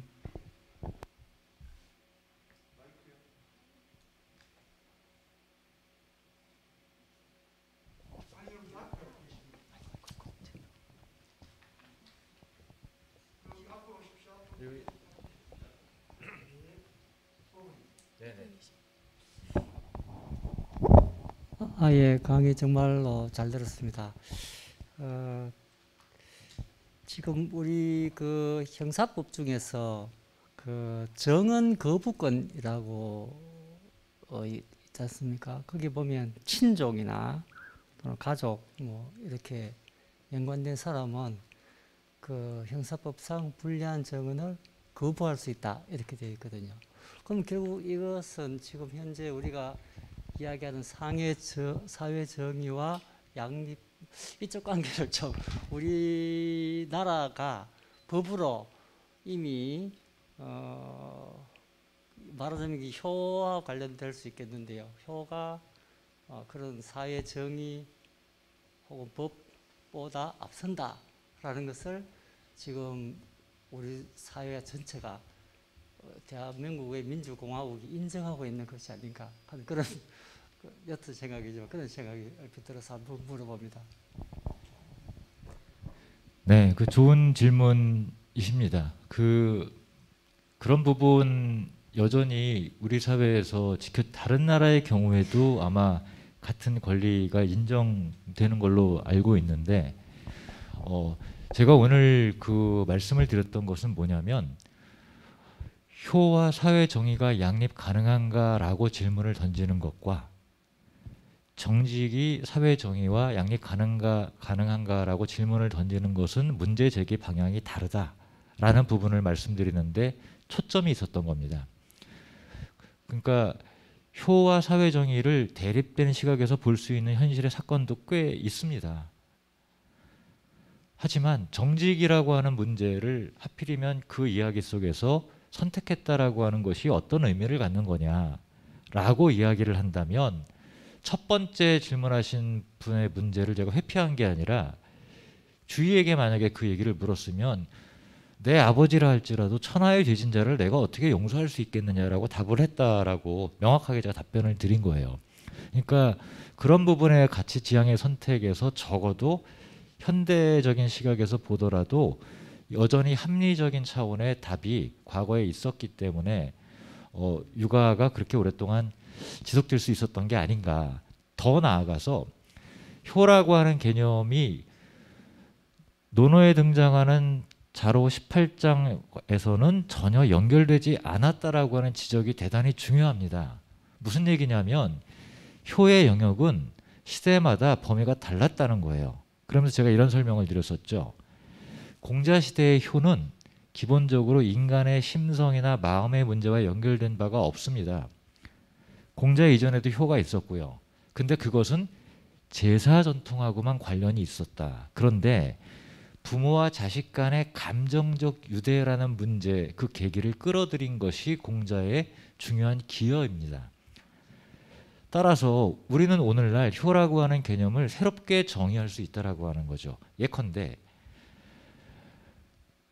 은퇴 이후의 삶을 어떻게 볼 것인가라고 하는 부분에서 효를 강조하는 것은 그건 각자 알아서 할 문제고 자식들에게 맡겨야 된다라고 하는 주장을 하는 건데 과연 오늘날의 사회적 체계 속에서 과연 그것이 온당한가 이렇게 질문을 던져본다면 저는 적어도 노후의 문제는 자녀들의 효의 문제에서 바깥의 문제로 바꿔나가는 것, 이게 최근에 여론조사에서 드러나고 있습니다. 노년의 부모를 모시는 것이 자식이 해야 되는가 아니면 사회가 돌봐야 되는가, 많은 분들의 인식이 사회가 돌봐야 된다라고 하는 쪽으로 지금부터 20년 전과 지금의 여론조사 결과는 확연하게 다릅니다. 달리 말하면 효의 범위라고 하는 것도 선택의 범위에 포함되는 것이고요. 어떤 효를 강조하냐라고 하는 것, 그것은 오늘날 우리가 어떤 선택을 하는가에 달려있는 게 아닐까, 이제 그런 취지에서 오늘 이런 얘기를 드렸던 겁니다. 그 다른 분 질문, 그 제가 하나 요 관련해서 한번 물어보고 싶은데, 그 강연 내용 중에 이렇게 보면 공자 시대 때, 이런 천초전국 시대 때까지만 하더라도 효라고 하는 것이 지금 우리들이 이해하고 있는 방식으로 이해되지 않고 주로 장례라든지 제사라든지 이런 것들 이제 관련됐다라고 표현했을 때, 혹시 공자는 그런 장례나 제사와 관련된 것들을 강조하면서 결국은 지금 현재 효라고 하는 개념이 형성될 수 있는 일종의 혈연주의라든지 가족주의를 강화하는 그런 이데올로기를 만들었을 수도 있지 않을까, 그런 생각이 또 들기도 하는데. 예. 이 부분은 기본적으로는 그 이재성 교수님의 말씀을 제가 직접적으로 반박할 수는 없습니다. 왜냐하면 2000여 년 동안 지속된 시족사회 방식의 체제를 조선도 그렇고 중국도 그렇고 갖고 있었지 않습니까? 그런데 저는 노노라고 하는 텍스트를 바라보는 시각에서 이야기한다면 많은 분들이 노노라고 하는 책의 가치, 의미 이런 부분에 주안점을 두는 것과는 다른 최근에 여러 가지 생각들을 조금 이렇게 다른 책을 통해서 표현한 적이 있는데, 예컨대 이거는 공자의 개인사하고도 관련되는 것 같아요. 적어도 공자는 말하자면은 아버지가 누군지 모르는 상태에서 태어나서 무덤이 어디 있는지 몰랐지 않습니까? 그리고 15살에 배움의 뜻을 두었다. 그리고 예에 대한 전문가가 되었다. 앞뒤 관계가 맞지가 않아요. 그래서 한 중국의 역사학, 저자분 제가 까먹었는데 그분이 어떻게 해석을 하냐면, 본래 공자는 아버지는 사대부였던 숭냥을이지만 본인의 어머니는 안시녀라고 하는 무가 천민에 속하는 사람이었죠. 그래서 아마도 어린 시절은 그 안씨 집안에 속해서 성장하지 않았을까. 그랬다가 이 공씨 집안이 자손이 귀한 관계로 결국은 공자를 받아들였다. 그래서 15살의 배움의 뜻을 두었다라고 하는 것은 실제로는 귀족으로서의 지위도 회복하고 귀족들이 익혔던 언어와 예를 익힐 수 있는 기회를 얻었다라고 하는 걸 공자가 15살에 배움의 뜻을 두었다라고 표현한 것이 아닌가라고 해석을 하고 있는데, 저는 역사적으로 보면 대단히 부합하는 해석이라고 생각을 해요. 그러다 보니까 공자의 정체성 속에는 그런 사람들에 대한, 특히 안회라고 하는 인물은 그 안씨 집안의 사람이었고 천민이었습니다. 가장 아끼고 사랑하지 않았습니까? 그리고 마찬가지로 장애인이라든가 신분이 비천한 사람들을 안회를 제외하고도 많이 받아들였거든요. 그런 의미에서 보면 실제로 후대의 해석보다도 공자 자신은 어느 정도는 신분을 초월했다라고까지는 말할지 몰라도 적어도 그 시대 안에 갇혀있지는 않았다라고 하는 게 첫 번째고요.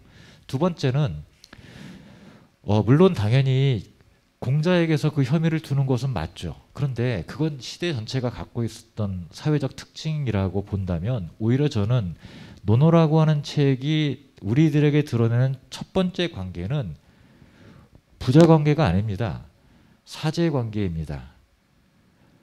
이 유학자들의 2000년 동안의 전통에서 대단히 강력한 무기가 되었던 것은 뭐냐면, 부자 관계는 생물학적인 한계를 가져요. 사람이 낳을 수 있는 자식의 숫자가 제한되어 있지 않습니까? 그런데 사제관계라고 하는 것은 그만큼의 끈끈한 유대감을 갖고 있으면서도 확장력이 있어요.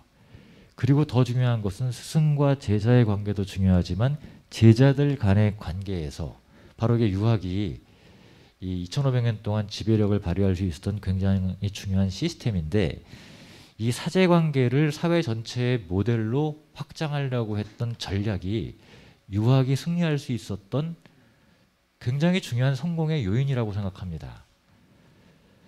그런 차원에서 본다면 자꾸 시족이라고 하는 차원보다도 중국 사회를 지배하려고 했던 권력의 가장 커다란 크기는 군신이라고 하는 관계를 중심으로 사회를 통치하려고 했는데 사제라고 하는 새로운 관계와 새로운 전략을 통해서 사회를 바꾸려고 했던 그 부분은 수직적인 힘과 수평적인 힘을 동시에 갖고 있었는데 그에 대한 평가는 사실은 역사적으로 별로 이루어지지 않은 것 같아요.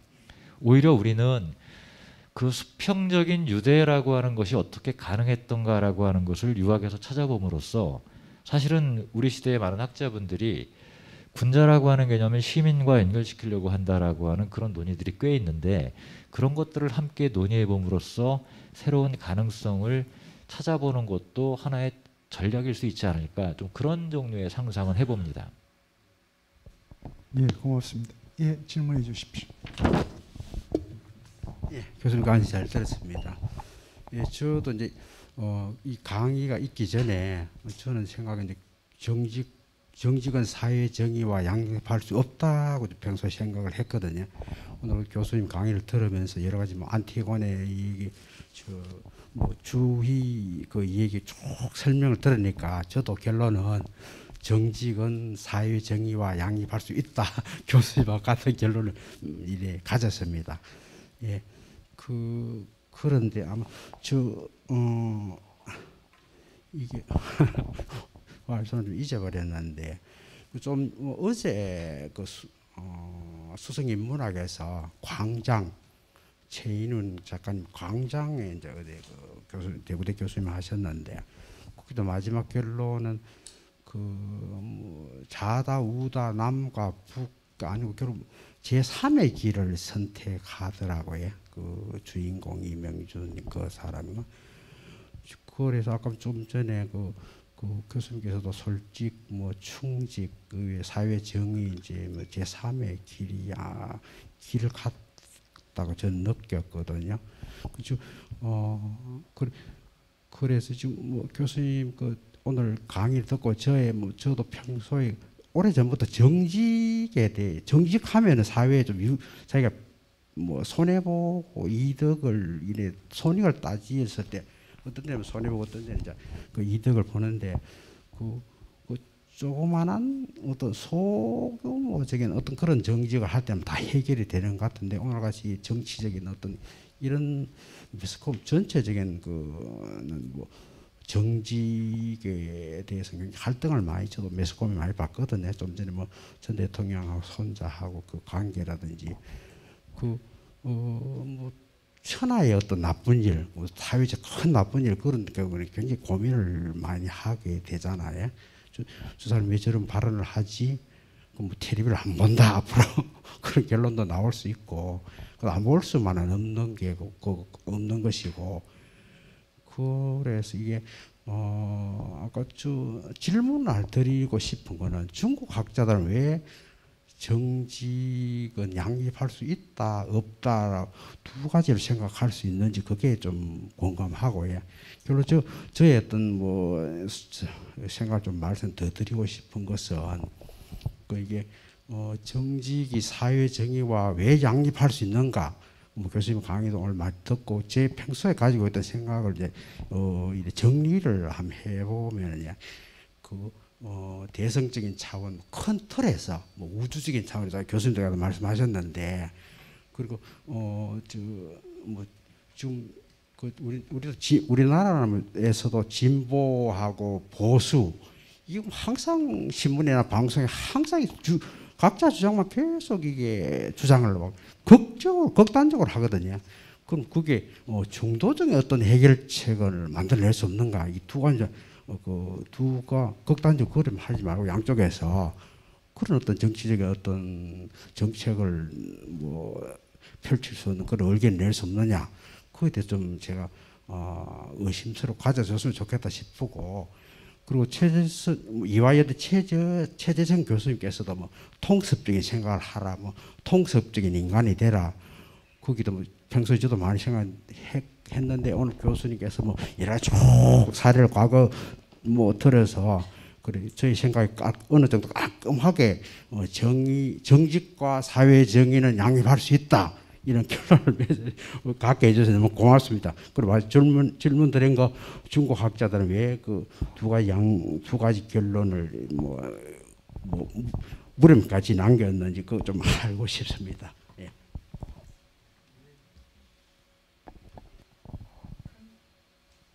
큰 물음인 것 같아요.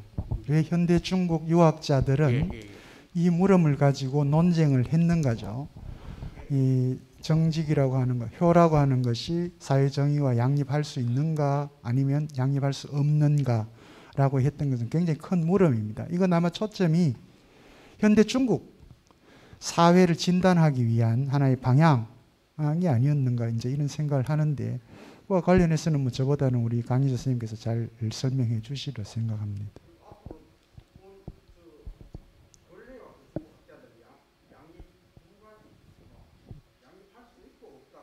주로 이제 양립할 수 없다로 이제 많이 방향이 기울었다는 거죠.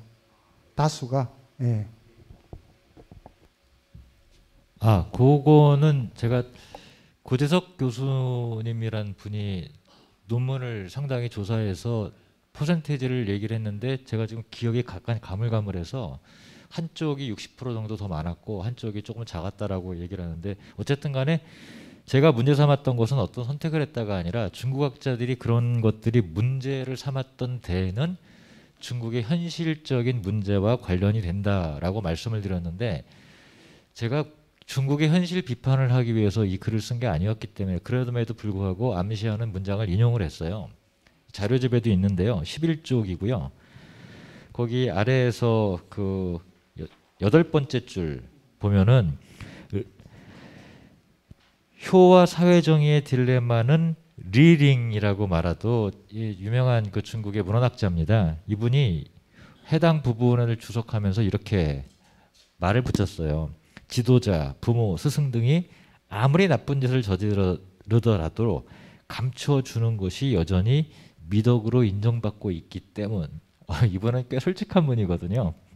그러니까 이런 현실에 대해서 상당히 문제를 삼았던 학자들이 적어도 그런 논쟁을 한 게 아닐까라고 이제 저는 그 말씀을 드렸던 거였고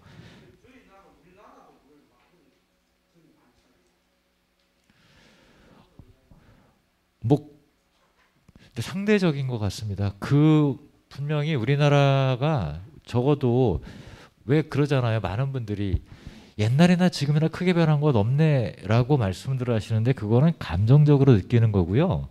제가 대학 다니던 80년대하고 지금 2020년대는 완전히 다른 세계가 돼버렸어요. 한국은 이미 선진국이 되어버렸습니다. 모든 분야가 다 뛰어나다라고 말할 수 없겠지만 적어도 한국의 어떤 분야는 굉장히 좋거든요. 그만큼 여기 있는 분들 자체가 과거에 30년 전에 40년 전에 하고 많이 다르지 않습니까? 그런 거 생각하신다 그러면 이제는 우리도 좀 더 고원한 그 고민들을 해야 될 것 같다는 생각이 들고 그 다음에 또 이제 정치적인 문제 얘기하셨는데 사실 제가 그쪽 정치학을 전공한 학자가 아니기 때문에 왜냐하면 정치에 대해서 술 먹고 욕하는 건 쉽습니다.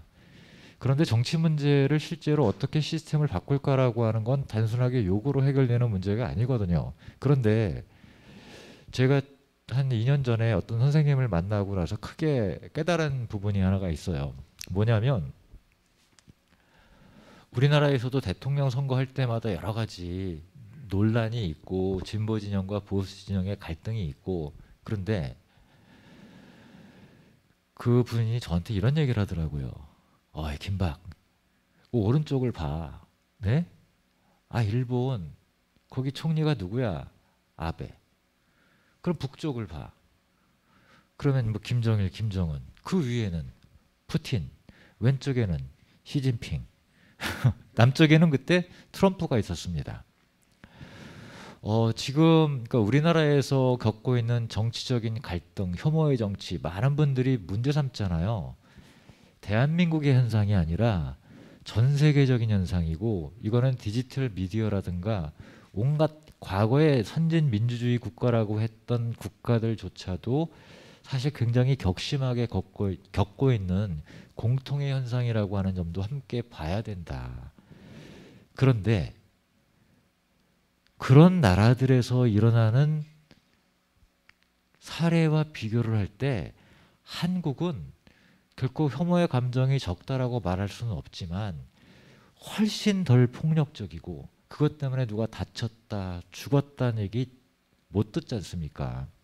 조금 더 마음을 가라앉히고 넓은 시야에서 보면 좋다라고 말할 수는 없겠지만 그래도 저는 괜찮다라고 말하고 싶어요. 중요한 건 우리가 얼마나 깨어있고 정치적으로 올바른 선택을 해 나아가느냐가 제일 중요한 문제가 아닐까 싶습니다.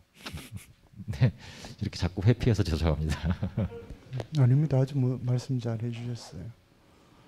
예, 무엇보다도 감정적으로 우리 여기 오시는 시민분들은 정치에 대해서도 그런 태도는 이제 지향 다 하고 계시는 그런 분들이니까, 그죠? 예, 선생님 질문해 주십시오. 뒤에 마이크 옵니다.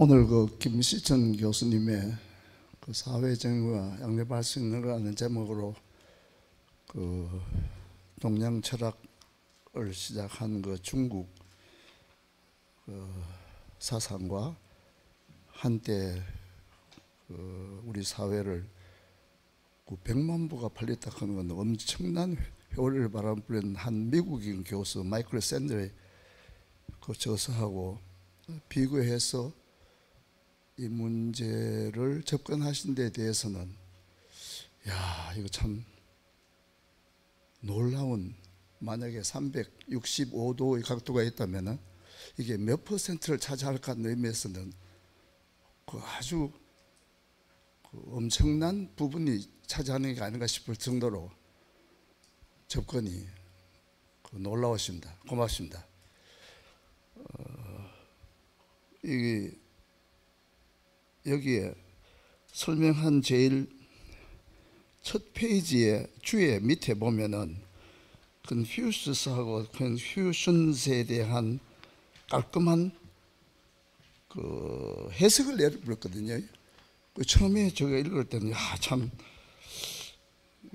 어느 학자가 이런, 예를 들어 뭐 한때 우리 사회도 마찬가지입니다. 공자가 죽어야 된다. 아니다, 공자는 살아야 된다. 그 한번 우리 사회가 지나갔거든요. 실제로도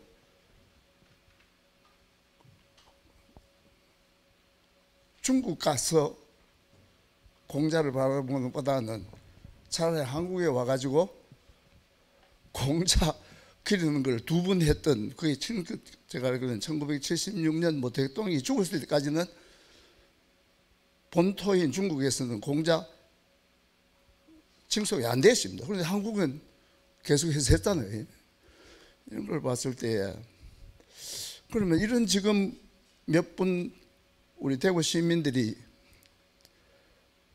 김 교수님께 질문하셨듯이 이걸 갖다가 그 당시에 이게 뭐 우리가 살았던 요걸로 끝나는 게 아니고 이 기록은 영원히 남아있거든요. 어느 때 성실대학 교수 김 교수님 오셔가지고 이 문제를 이렇게 시작하셨다 하는 거는 엄청난 발걸음입니다. 이게 이제 우리 사회에서 어떻게 이게 실용되어지냐 하는 문제는 또 다른 갈래로 나올 수 있거든요. 그래서 저는 오늘 발표하신 그 논문 내용보다는 지금 우리가 질문하듯이 그러면은 한국 사회가 지금 우리가 살고 있는 이 시대에 정직이라는 단어를 뒀을 때 어느 정도 위치를 차지하는가. 그리고 그쪽에 보면은 저는 대략 한 2016년도에 가서 일간신문에 한 영국 대학이 이름이 그때는 제가 기억하기로는 아마 이스턴 앵글리아라는 대학에 한 교수 몇 명이 모여가지고 우리 한번 조사를 해보자. 시대는 별로 중요한 게 아닙니다. 그런데 그 당시에는 아무래도 자기 나라니까 우리가 보통 알거든. 영국은 뭐 신사의 나라고 그래도 뭐 앵글로색슨 중에서는 상당히 그 영어를 퍼뜨리는 뭐 실제로 나라보다는 좀 평가가 좋게, 왜 영국이 또 미국이 워낙 보호를 하니까요. 그런데도 실제적으로는 3.4%가 정직한 국가다. 그때 조사들이 교수들이 조사한 내용입니다. 그런데 갑자기 중국을 따지자면 이거는 70%가 아니다. 정직한 나라, 정직한 국민이 아니다. 그럼 그 당시에도 50년 이전에 아시아 국가들 중에서 한국이나 혹은 일본, 인도 같은 데는 그래도 동양 사상에 젖어가지고 그래도 우리는 정직한 나라다. 근데 서양 나라는 이거 뭐 잘 사니까 아마 그래 더 부패가 심하다고 그때 발표가 됐는데, 그럼 1950년 한국 동란 이전으로 돌아가면은 가난한 나라일수록 정직하지 않다. 그런 내용은 우리가 들었거든요.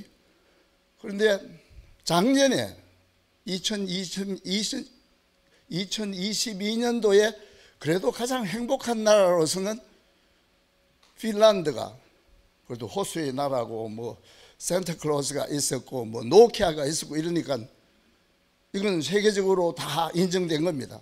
가장 행복한 나라로. 우리는 그때 수긍을 했거든요.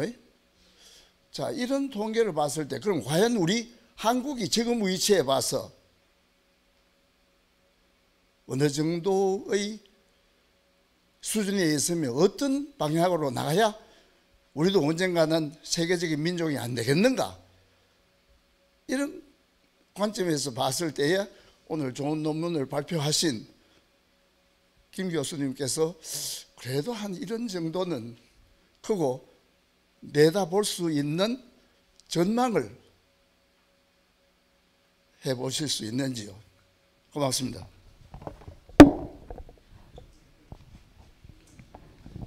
이건 우리 김 교수님께서 뭐 국민 개개인들의 청렴도를 얘기하시는 건지 여러분들은 얼마나 정직하십니까? 일상에서, 그죠? 이건 한번 생각해 보셔야 되겠는데 혹시 답변이 가능하겠습니까? 저 선생님 질문에 대해서. 저에 대한 저보고 전망을 하시라 그러니까 그건 뭐 불가능한 일이고요. 그러니까 정직과 관련해서 오히려 좀 다른 방식으로 제가 답변을 드린다면 그럼 이 얘기를 왜 제가 끌고 왔는가라고 하는 게 있지 않습니까? 적어도 이 민주주의 사회에서 다른 사람에게 정직하시오라고 말하는 것은 시건방진 일일 수도 있습니다. 그런데 저는 그보다는 이런 부분에 대한 이야기를 문제 제기를 할 수도 있다라고 생각을 해요. 정직한 사람은 적어도 부패나 불의에 동조하지 않을 거예요. 그런데 그 부패나 불의에 동조하지 않아서 이러면 안 되지라고 자기의 손해를 감수하면서까지도 사회적으로 공개하는 사람들이 있어요. 이런 사람을 내부 고발자라고 합니다. 우리는 그 정직한 사람을 보호해 줄 만한 어떤 사회적 장치를 갖고 있는가? 우리가 공동으로 노력할 수 있는 부분은 바로 그런 데에 있는 거거든요. 한 사람 한 사람을 찾아다니면서 당신은 정직한 사람이 되시오. 제 아들한테도 안 먹히는 얘기를 다른 사람들한테 어떻게 할 수 있겠습니까? 하지만 사회적 차원에서 중요한 공동의 이익을 위해서 반드시 필요한 것은 정직함이라고 하는 것을 권장할 것만이 아니라 그 정직한 행동을 하는 사람들이 있음으로 해서 지켜지는 우리 사회의 커다란 이익을 지키기 위해서 우리가 제도적으로 사회적으로 어떻게 노력하고 있는가, 이런 부분에 대한 반성부터 출발하는 것이 더 필요하지 않을까, 그런 생각은 해봤습니다. 예, 고맙습니다. 예, 선생님 질문 받겠습니다. 뒤에 마이크 오면 받겠습니다.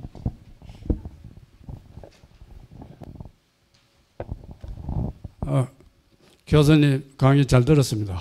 그런데 지금 뭐 문답하는 게 상당히 고차원적이라서 저는 좀 기초적이고 개괄적인 걸 한번 여쭤보겠습니다.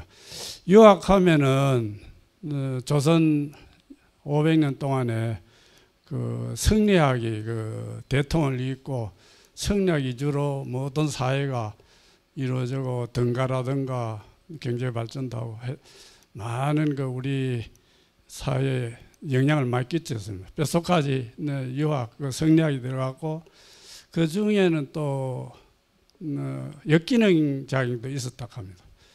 제가 생각할 때 뭐 우리 시골에 시골에 이제 어른들이 그 뭐 공장을 맹장을 읽다가 소나기가 곡식을 뭐 마당에 한껏 널어놔도 비가 와도 그들 줄 모르는 그런 이제 그런 그 이제 습관이라 할까 부작용도 있었고 그런데 그 중에 제가 고향이 상주인데 상주에 보면은 노수신 소재 노수신 그 대감이 계셨는데 정성을 하셨는데 그분이 뭘 했는가 하면 양명학을 열심히 연구해가지고 양명학 그 뜻은 좋고 아주 문학 학문적이 깊이 들어갔는데 이조사에는 전부 다 성리학만 하니까 성리학은 이제 태계 쪽에 이항 선생 쪽에 이제 워낙 그 대세니까 그 빛을 못 보고 오히려 그 이단이다 멀리 가고 빛을 못 보는데 한 10년 전부터 제가 알기로는 중국 쪽이라든가 이게 재조명 돼야 된다. 양명학이 이제 앞으로 좀 우리 실생활에 좀 더 발전성이 있다 이런 게서 했고 그래 질문의 요지는 성리학과 양명학의 그 어떤 관계 또 하나는 오늘 말씀드린 신유학이라고 하는 게 왜 그 유학에 내려오다가 왜 갑자기 신유학 발음이 불었느냐 그 설명 하나 두 가지가 포인트가 되겠습니다. 감사합니다. 예, 고맙습니다. 뭐 물은 분명하니까 바로 답변해 주셔도 될 것 같습니다. 네, 그러니까 첫 번째 질문은 성리학과 양명학의 관계를 질문하셨는데 앞에 말씀하신 걸 보면 너무 조선유학이 성리학 일변도로 해왔기 때문에 갖는 문제점을 오히려 말씀하신 것 같아요. 제가 제대로 들었다면요. 근데 제가 처음에 소개하였다시피 저는 도가를 전공한 사람입니다. 도가를 전공한 사람이 여기 와서 신유학의 개념에 대해서 조선유학에 대해서 이러쿵저러쿵 한다라고 하는 건 현재는 적어도 그런 문제는 없다라고 하는 걸 즉각적으로 반증하는 부분이 아닌가 싶습니다. 오늘날은 굉장히 자유롭죠. 그래서 많은 그 전통 학문을 연구하시는 분들이 대단히 그런 장애 없이 자유롭게 연구하는 분위기이기 때문에 조선과는 많이 다르다는 점으로 답변을 드리고 싶고 답변하다 보니까 제가 두 번째 질문을 까먹었는데 두 번째가 신유학. 신유학이라고 하는 표현은 엄밀하게 말해서 정립된 개념은 풍우란이라고 하는 학자의 철학사에서 비롯된 개념입니다. 무슨 얘기냐면 이분이 미국 가서 학위를 하고 왔잖아요. 그래서 그쪽에서 쓰여진 당시의 철학사 가운데 플라톤 철학이 일정한 시대가 지나고 나서 다시 바뀌면서 네오플라토니즘, 신플라톤주의 이런 식으로 철학사를 쓰는 걸 보고 이거 멋있다 해가지고 중국의 제자백가라고 하는 시기에 온갖 철학파들이 등장을 했고 이 학문들이 시대가 바뀌면서 새롭게 변신을 해서 발전한 학문이 송나라 명나라 때의 신유학, 중국 학자들은 송명리학이라고 부르는데 요걸 신유학이라고 부르면서 신유학이란 개념이 정착이 됐습니다. 그런데 또 현대의 유학에 대해서도 또 신유학이라고 부르거든요. 그래서 과거의 것은 그냥 신유학 혹은 현대의 것은 현대 신유학 이렇게 부르기도 하고 영어로 표현할 때는 송명시대의 신유학은 네오 컨피셔니즘이라고 하고 현대의 신유학은 뉴 컨피셔니즘이라고 얘기를 합니다. 근데 왜 글자 하나만 바꿔가지고 같이 하느냐? 20세기에 부활한 현대 신유학이 바로 송명리학을 계승하겠다라는 차원에서 성립했기 때문에 그렇게 표현을 하고 있는 걸로 알고 있습니다. 예, 충분한 답변이 됐습니까? 예, 좋습니다. 예, 또 다른 질문 있으면 받겠습니다. 예, 선생님.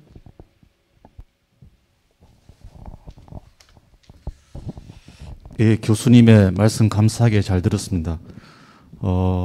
아주 간단하게 제 생각을 말씀드리면은 현대 사회에서 정책은 사회 정의와 양립할 수 있는가, 이 고민을 한다는 것 자체만으로도 가치 있는 일이 아닌가, 그런 생각이 듭니다. 그만큼 이 자본주의 시대에 저희가 각자 도생의 그런 그 욕망에 충실한 그런 삶을 살기 때문에 순간순간에 저는 고민을 한다는 것이 참 어렵지 않은가, 그런 생각이 듭니다. 그리고 아까 교수님께서 그 소개해 주신 정의의 감정들 책도 그걸 보면서 또 저런 또 내용이 있었나, 한 시대와 한 사회를 우리가 참 복합적으로 설명하고 이해하는데 또 귀중한 자료가 되겠구나 하고 읽어봐야겠다, 그런 생각이 들었습니다. 그 첫 번째 질문은 그 교수님이 그 노자 장자 전공자시니까 혹시 오늘 말씀하신 그 직의 개념을 노자 장자의 그 관점에서 또 해석할 수 있는 그런 또 여지가 있는지 한번 여쭙고 싶고요. 두 번째는 젊은이들, 특히 요즘 이제 MZ 세대라고 하는데 특히 그 불공정 사회에 대해서 특히 분노하고 그런 현상 우리 흔히 많이 봅니다. 그런데 교수님 아까 말씀하셨다시피 저희 사회가 양극단의 엄청난 대립 속에서도 이만큼이나 유지되는 것은 저는 유교의 힘이라고 생각합니다. 저는 어쨌거나 우리나라는 유교의 나라라고 생각합니다. 그 사람에 의해서 신앙이 그리스도교든 불교든 뭐 무속신앙이든 또는 어떤 뭐 사상적으로 진보든 보수든 우리 마음속 깊이 뿌리박고 있는 유교 정신을 우리가 부인할 수가 없습니다. 그것이 근간이 됐기 때문에 그나마 우리나라가 이 정도 유지되는 것이 아닌가. 그런 면에서 오늘 정직의 개념, 사회 정의, 유교 이런 것을 우리 젊은이들에게 어떻게 좀 소개해주고 우리 기성세대가 좀 어떻게 이게 먼저 손을 좀 내밀어야 그들이 열린 마음으로 유교를 받아들이고 흔히 말하는 꼰대가 아니고 좀 이렇게 정말 훌륭한 정신이다 이렇게 받아들일 수 있는지, 그런 방편이 있는지 한번 여쭙고 싶습니다. 아유, 예. 혹시 또 다른 질문을 갖고 계신 분 있습니까? 없으시면 이 질문이 상당히 뭐 또 큰 문제라서 이 질문을 답변하는 걸로 정리를 할 수 있도록 그렇게 하겠습니다. 첫 번째는 이 직이라고 하는 개념이 육아 말고 우리 강의자 선생님께서는 특히 장자 그리고 노자 전공자시기 때문에 물론 강연 내용에서는 장자에서는 믿을 신자 신의 개념으로 이렇게 이해를 하고 있다라고 하는 짧은 얘기는 있었습니다만 혹시 직의 개념을 노장 계열에서는 어떻게 이해할 수 있는지 그 문제고요. 이거는 뭐 우리 앞으로 김시천 교수님께서 우리 한국 사회에서 꼭 해줘야 될 역할이기도 합니다. 우리는 스스로 나 때는 말이야 하는 순간 꼰대가 되죠. 나 때는 말이야. 그리고 이 대구 시민 여러분 어르신들 같은 경우는 뭐 공자께서 말씀하시길 하는 순간 뭐 저희들한테는 또 꼰대가 됐던 이렇게 시대는 끊임없이 꼰대의 지속성입니다. 그런데 이 MZ 세대들은 전혀 지금 이전에 이 우리 기성 세대들의 패러다임과는 전혀 다른 방식으로 지금 나타나고 있는 놀라운 부분들입니다. 저도 가끔 아이들 보면 깜짝깜짝 놀라는데 과연 유교가 가지고 있는 힘이 있다면, 지금 우리 젊은 MZ 세대들에게 이 힘을 전달할 수 있는 방법이 있다면 그게 어떤 것일까? 라고 하는 일종의 우리 김시천 선생님한테는 좀 화두가 될 수도 있고 과제가 될 수도 있는 그런 물음인 것 같습니다. 예, 두 가지 질문 답변 부탁드립니다. 네, 여기 엄청난 곳이라는 걸 확실히 실감하게 됩니다. 그동안 나왔던 질문들의 수위도 결코 낮지 않고 한데 지금 주신 질문은 말씀대로 숙제로 제가 가져가야 될 것 같습니다. 하지만 다만 제가 부분적인 답변을 드린다면 도가적인 차원에서 생각이 다를 거다라고 하는 전제는 그냥 기존의 해석 방법이라면 저는 기본적으로 도가적 관점이라고 하는 걸 인정하지 않습니다. 왜냐하면 최근의 연구에 의하면 노자는 오히려 법가에 가깝고요. 그리고 장자는 육아의 한 분파의 성향이 대단히 강합니다. 그래서 그럼에도 불구하고 그럼 장자적인 관점에서 이것을 어떻게 답변할 수 있을까라고 하는 것은 분명히 충분히 생각해 볼 만한 중요한 화두라는 데에서 제가 숙제로 가져가도록 하겠습니다. 감사드립니다. 그 다음에 두 번째 MZ세대 문제, 세대와 세대의 문제, 이 문제는 정말 간단하게 답변할 수 있는 문제가 아닌데 다만 저는 고령화 사회와 관련해서는 이 문제를 오랫동안 고민해온 바가 있는데 제가 현재 갖고 있는 생각 가운데 하나는 청년 세대와 기성 세대의 갈등은 사실은 너무나 많은 부분에서 언론이나 미디어에 의해서 과장된 부분들이 너무나 크다. 문제를 해결하기 위한 관점이 아니라 문제를 일으키기 위한 관점의 성격이 저는 굉장히 강력하다고 생각을 합니다. 저는 이런 부분을 학자로서 다시 봐야 된다고 생각을 하는데 예컨대 지금은 이제 그런 논의가 많이 사라졌지만 간단한 한 가지를 소개해 드릴게요. 2002년도에 우리나라에서 저출산 고령화 위원회가 실제로 2005년도죠. 2005년도에 출범을 하고 복지 부분에 관한 것들이 대단히 확장되어 왔습니다. 그런데 그 위원회가 출연하기 전에 학계 여러 논의를 통해서 기초 연구를 했지만 사회적으로 가장 많이 얘기되었던 논의 중에 하나가 뭐냐면 이제 은퇴자들이 쏟아져 나올 텐데 젊은 애들이 돈 벌어가지고 그거 메꾸느라고 제대로 먹고 살기 힘들다라는 방식으로 담론이 쏟아져 나왔어요.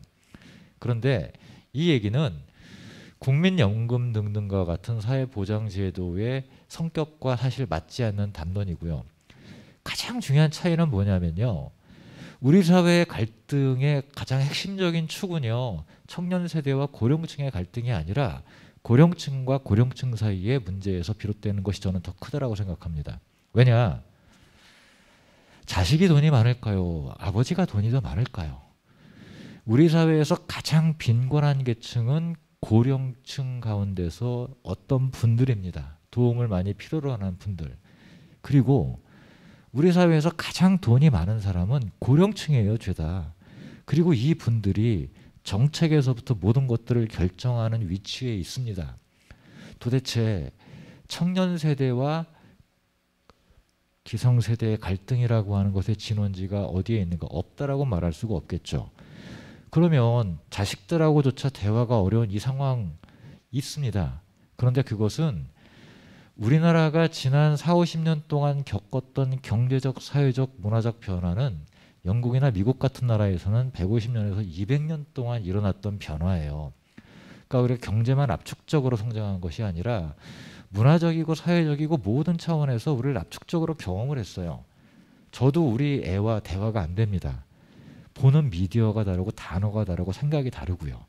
이거는 갈등이라고 하는 차원에서 할 것이 아니라 인문학이라고 하는 것이 어떤 역할을 해야 하는 것인가라고 하는 관점에서, 즉 세대와 세대가 어떻게 소통할 것인가라고 하는 관점에서 연구가 이루어져야 되고 강연이 이루어져서 노력할 문제지, 문제와 문제다라고 생각하는 순간 해결의 방식은 전혀 엉뚱한 차원에서 나올 수 있다. 그래서 저는 문제의 진원지를 정확하게 파악하는 것이 중요하고, 문제되는 것과 문제가 되지 않는 것과 다른 방식의 노력이 필요로 한 것들을 얼마나 명확하게 구분해 나가는가가 이런 부분들을 오해하지 않고 새로운 시각에서 천천히 해결해 나갈 수 있는 돌파구를 만들 수 있지 않을까라고 생각을 합니다. 일단은 저는 그래서 제 아들과의 화해, 그리고 제가 강의에서 만나는 학생들을 이해해 보기, 이런 부분에서 출발을 하거든요. 그런데 훨씬 더 생각이 많이 달라지게 됩니다. 그런 시각에서 본다면 정말 문제가 있죠. 그 문제가 되는 부분을 제쳐놓겠다는 것이 아니라 그게 진짜 중요한 문제인가, 어떤 게 더 중요한 문제인가를 파악하는 노력은 분명히 더 일차적으로 필요한 게 아닌가 싶습니다. 마치겠습니다. 예, 고맙습니다.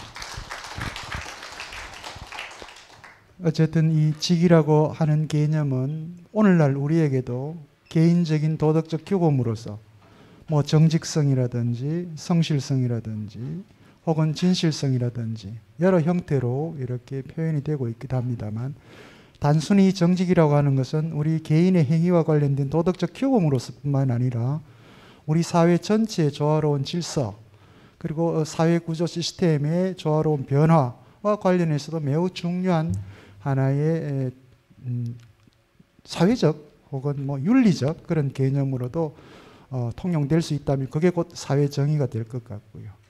그래서 다시 한 번 더 여러분들이 다 알고 있는 얘기고 상식적으로 이해하고 있는 개념이기도 하지만, 그럼에도 불구하고 정직이라고 하는 것이 나 개인 차원에서 뿐만 아니라 우리 사회 차원에서 어떤 기능과 역할을 할 수 있는지 다시 한 번 더 생각해 볼 수 있는 그런 기회를 가졌으면 좋겠습니다.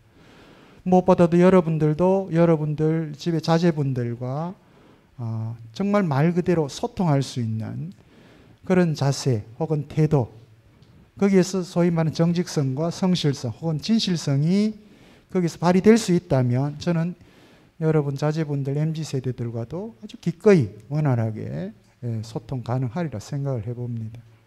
예, 오늘 세 번째 주제였습니다. 직이라고 하는 주제를 가지고 여러분하고 소위 이 정직은 사회 정의와 양립할 수 있는가라고 하는 주제를 가지고 여러분들하고 이제 만나셨는데요. 오늘 강연과 긴 시간 동안 토론을 통해서 아주 좋은 답변을 해주신 우리 김시천 교수님께 여러분 큰 격려의 박수 한번 부탁을 드립니다. 예, 다음 주제는 또 우리가 민감한 문제입니다. 일륜이라고 하는 문제입니다. 일륜이라고 하는 문제를 가지고 또 여러분들하고 이 자리에서 만날 수 있도록 하겠습니다. 예, 다음 주 이 시간에도 여러분들 오늘처럼 건강한 모습으로 이 자리에서 만나 뵐 수 있도록 했으면 좋겠습니다. 고맙습니다. 안녕히 돌아가십시오.